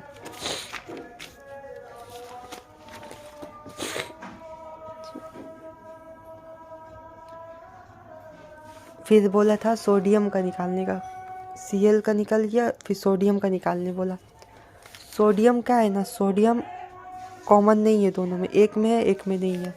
तो नंबर ऑफ ग्राम इक्विवेलेंट जब निकालेंगे, तो सोडियम का जब एन फैक्टर हम लोग डालेंगे, volume into n factor into molarity, ठीक है, ये रहेगा। तो जब सोडियम का वॉल्यूम वही रहेगा 1 लीटर, एन फैक्टर डाल देंगे और मोलरिटी भी डाल देंगे, ठीक है। और जब CaCl2 में डालेंगे, तो CaCl2 में तो मेरे पास सोडियम है ही नहीं, तो वो ज़ीरो हो जाएगा पूरा।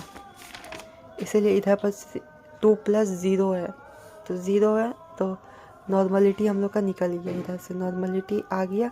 फिर normality of Na equals to molarity of Na into n factor किया, मोलरिटी आ गया। Na का एन फैक्टर होगा 1, तो आ गया वैसे। फिर उसका बाद Cl का बोला है, क्लोरीन का। उसी तरह से एक कंपाउंड में क्लोरीन है, और क्लोरीन का नहीं, Ca का बोला है, कैल्शियम का। एक कंपाउंड में कैल्शियम है और दूसरा कंपाउंड में कैल्शियम, एक कंपाउंड में नहीं है कैल्शियम और दूसरा कंपाउंड में है कैल्शियम। तो उसका जब ग्राम इक्विवेलेंट निकालेंगे, तो एक का 0 हो जाएगा, जिसमें है कैल्शियम है उसका हो जाएगा 4 होगा, काहे कि उसमें वॉल्यूम 2 है, 2 × 1 × उसका एन फैक्टर से, करेंगे तो 4 हो जाएगा। इसका वॉल्यूम है 2, फिर Ca का n फैक्टर हो जाएगा, वॉल्यूम मोलरिटी 1 है तो n फैक्टर इसका हो जाएगा 2, तो 2 इंटू 1 इंटू 2 तो हो जाएगा 4 इसका। ग्राम इक्विवेलेंट हो जाएगा 4, तो टोटल ग्राम इक्विवेलेंट हो गया 4 और टोटल वॉल्यूम भी हो गया 3, तो नॉर्मलिटी हो जाएगा 4/3, total gram equivalent by total volume. फिर उसका बाद ये वाला फॉर्मूला जो यूज़ किए थे सब में, वही में इसी में यूज़ करना है।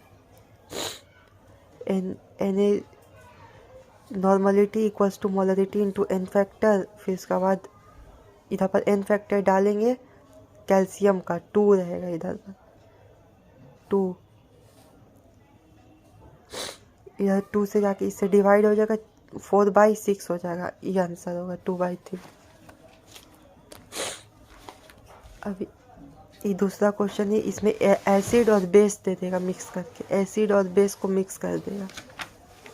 इसमें एसिड और बेस को मिक्स नहीं किया था, इसमें सेम था, अगर एसिड है तो दूसरा भी एसिड था, लेकिन इसमें एसिड और बेस जब देगा तो उसको ग्राम इक्विवेलेंट को ऐड नहीं करना होगा, सब्ट्रैक्ट करने होगा दोनों का ग्राम इक्विवेलेंट निकाल के, तब टोटल ग्राम इक्विवेलेंट निकलेगा। बस यही फ़र्क है, बाकी सब सेम है उसी का तरह।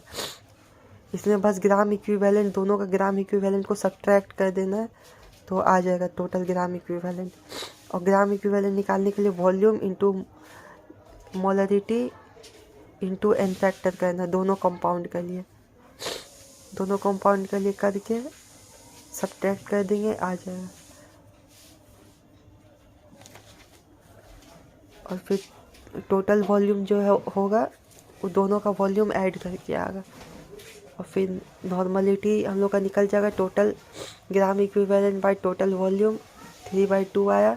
फिर n equals to m into n factor, n का जगह पर वैल्यू पुट किया, m आ गया। बस ऐसे ही करना।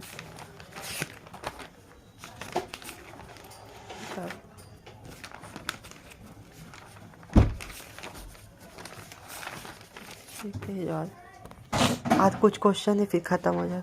Number of water molecule present in a drop of water, volume इसका दे दिया है, एट रूम टेम्परेचर इज, तो 1 ड्रॉप ऑफ वाटर में इतना मास होगा, इतना मास काहे होगा, काहे कि तो देखिए density equals to mass by volume होता है, हम लोग जानते हैं density equals to mass by volume होता है। तो इधर पर डेंसिटी दिया हुआ है वाटर का डेंसिटी बोले वॉल्यूम दिया हुआ वाटर का इधर पर, ठीक है, वाटर का वॉल्यूम दिया हुआ इधर पर, और इधर पर मास कैसे आ गया डेंसिटी का इक्वल, वॉल्यूम का इक्वल मास कैसे आ गया, काहे कि डेंसिटी 1 होता है वाटर का, हम लोग 1 ले लेते जब भी नहीं गिवन रहता है, ठीक है, और वॉल्यूम दिया हुआ तो मास इक्वल टू वॉल्यूम हो जाएगा, वॉल्यूम दिया हुआ इतना तो मास भी इतना ग्राम हो जाएगा, जिसको लिख लेंगे 18 इंटू 10 टू द पावर -4 ग्राम लिख लेंगे। और नंबर ऑफ मोल इधर पर क्या पूछा है, नंबर ऑफ वाटर मॉलिक्यूल पूछा है, तो पहले नंबर ऑफ मोल निकाल लेंगे, फिर उसको Na से मल्टीप्लाई कर देंगे, नंबर ऑफ वाटर मॉलिक्यूल आ जाएगा। नंबर ऑफ मोल निकालिए, मास गिवन बाय मॉलिक्यूलर मास, तो कर दिए और फिर Na से मल्टीप्लाई कर दिए, आ गया आंसर। ये चैप्टर से क्वेश्चन आसान भी आता है, आसान आएगा तो थोड़ा सा सोचने से बन जाएगा, लेकिन अगर हार्ड आता है तो बहुत मुश्किल हो जाता है, एकदम ही मुश्किल हो जाएगा, या तो एकदम ही मुश्किल या तो ठीक ठाक और आसान आएगा।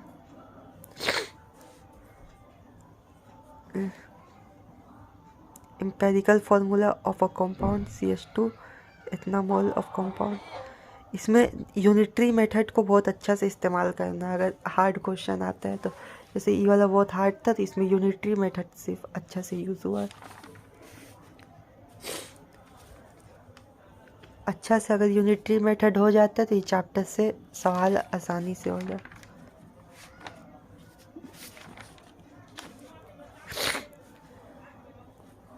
the empirical formula of a compound is CH2O 0.0835 mole of the compound contain 1.0 यानी कि 1 gram of hydrogen. Molecular formula of the compound का मॉलिक्यूलर फार्मूला पूछा है और क्वेश्चन में बताया है इतना मोल ऑफ कंपाउंड जो है इतना हाइड्रोजन 1 ग्राम हाइड्रोजन कंटेन करता है। तो पहले वही को लिख लिया, तो फिर 1 मोल ऑफ कंपाउंड इतना हाइड्रोजन कंटेन करेगा और इतना हाइड्रोजन इक्वल होता है 12 मोल का। तो इसको सॉल्व करेंगे तो 12 आएगा आंसर अप्रॉक्सीमेटली। तो 12 को अगर हम लोग मल्टीप्लाई कर देंगे इससे तो हम लोग का ये आंसर आ जाएगा। तो इधर पर सिर्फ यूनिटरी मेथड से बनेगा और कोई मेथड नहीं था इसको बनाने का, कोई भी कॉन्सेप्ट से नहीं बनेगा, सिर्फ यूनिटरी मेथड से बनेगा। यूनिटरी मेथड तो पता ही, इतना में इतना तो कितना में कितना।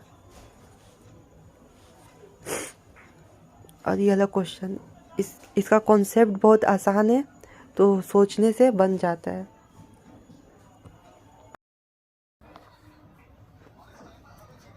देखिए इधर पर ये वाला ट्रिकी क्वेश्चन,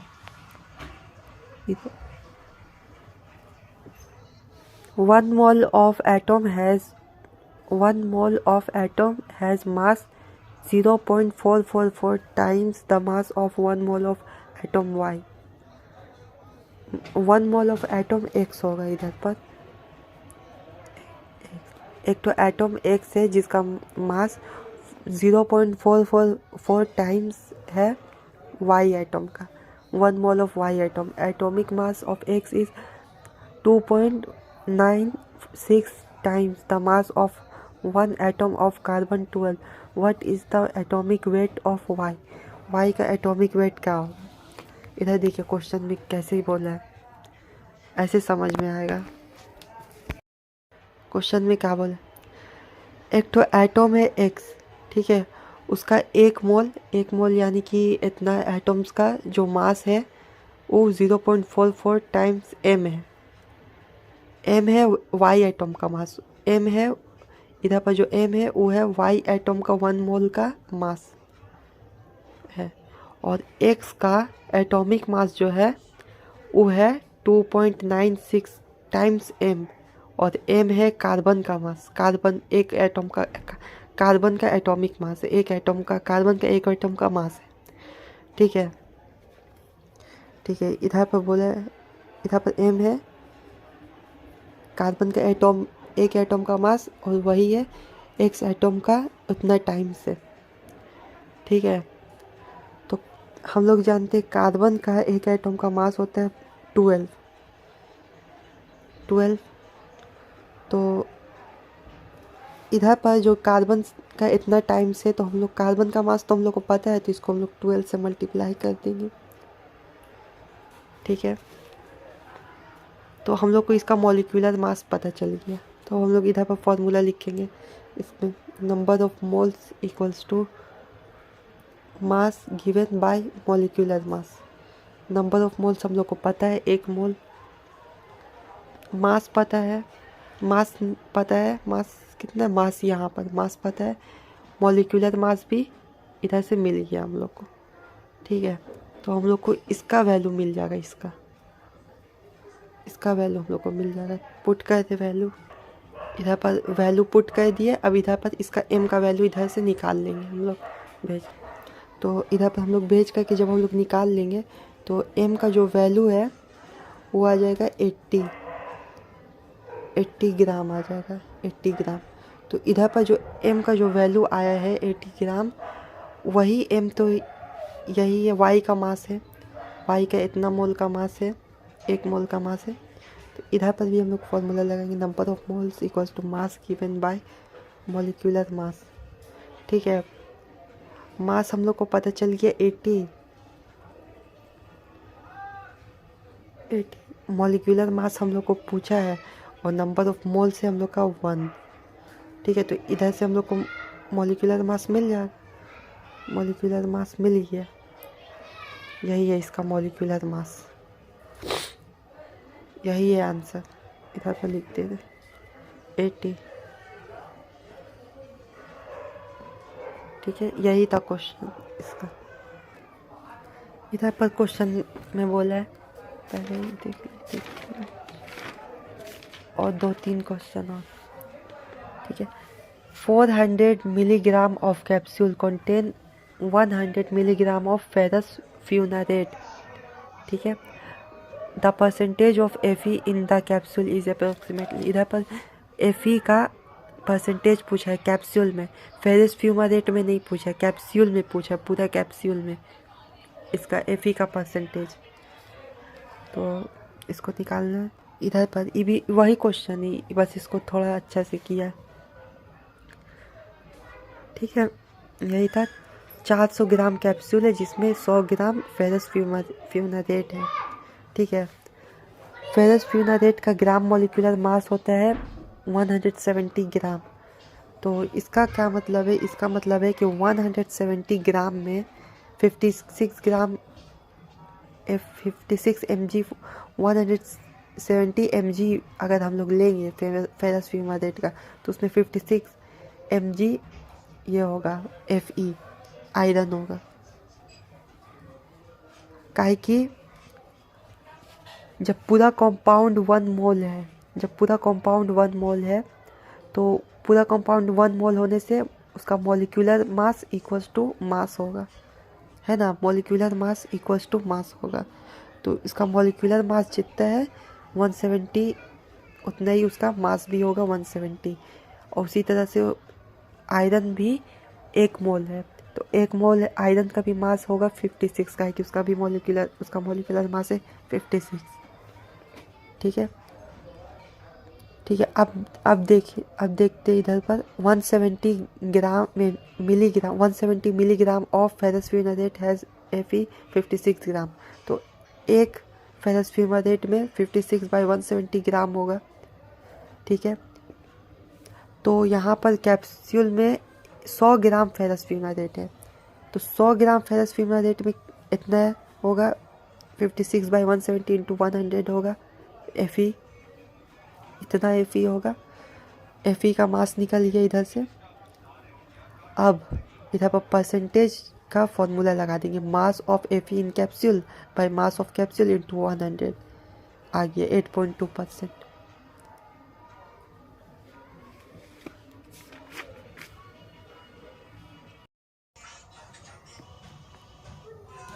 इधर पर क्वेश्चन में बोल रहे हैं the haemoglobin from red blood corpuscles of most mammals contain approximately 0.83% of iron by mass. The molecular mass of hemoglobin is 67200 और the number of iron atoms in each molecule of hemoglobin. Each molecule of hemoglobin का मतलब हर एक molecule of haemoglobin. तो इसका मतलब है एक molecule haemoglobin में कितना आयरन होता है, कितना आयरन एटम होगा ये पता करना। तो मास दिया, मास परसेंट ऑफ आयरन दिया है, मास परसेंट ऑफ आयरन दे दिया है, और मॉलिक्यूलर मास ऑफ हेमोग्लोबिन बोला है। तो मॉलिक्यूलर मास ऑफ हेमोग्लोबिन से हम लोग मास ऑफ हेमोग्लोबिन निकाल लेंगे। कैसे? मॉलिक्यूलर मास है उसका मॉलिक्यूलर मास है 67200, इतना। Number of moles equals to mass given by molecular mass होता है। एक मॉलिक्यूल के लिए बोला है तो इसका मतलब उसका 1 मोल है।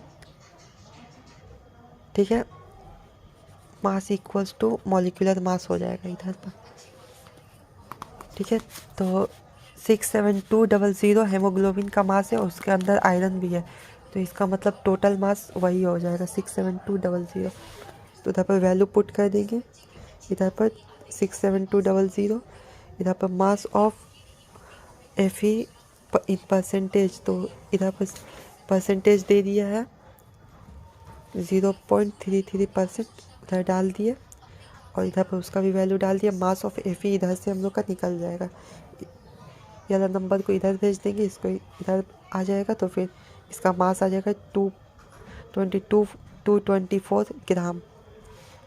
ठीक है, तो ये आया है Fe का मास। Fe का मास आ गया, तो Fe का नंबर ऑफ मोल निकालने के लिए मास given bye gram atomic mass कर देंगे। मास गिवन है 224 ग्राम, ग्राम एटॉमिक मास से डिवाइड करके 4 आ गया। अब ये 4 आ गया तो इसका मतलब क्या इधर, इसका मतलब है कि एक एटम है जो Fe का, उसमें एक एटम जो है Hb का, हेमोग्लोबिन का, उसमें 4 Fe है। तो एक मोल Hb एटम का, एक मोल अगर Hb रहेगा यानी कि Na हेमोग्लोबिन रहेगा, तो उसमें 4 Na Fe एटम रहेगा।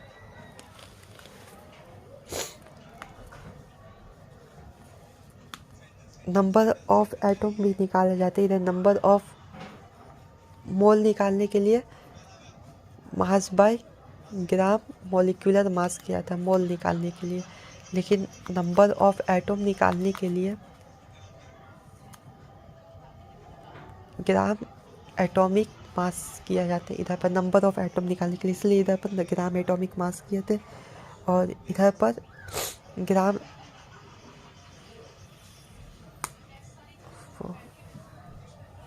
नहीं नहीं ऐसा नहीं होगा।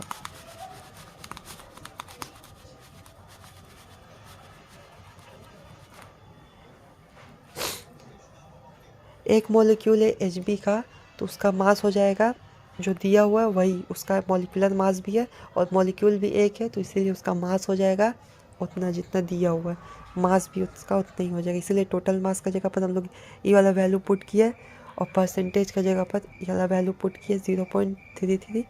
मास ऑफ Fe निकाल लिया, फिर Fe का मोल निकाल करके वही हो गया आंसर उसका, मास बाय ग्राम एटम।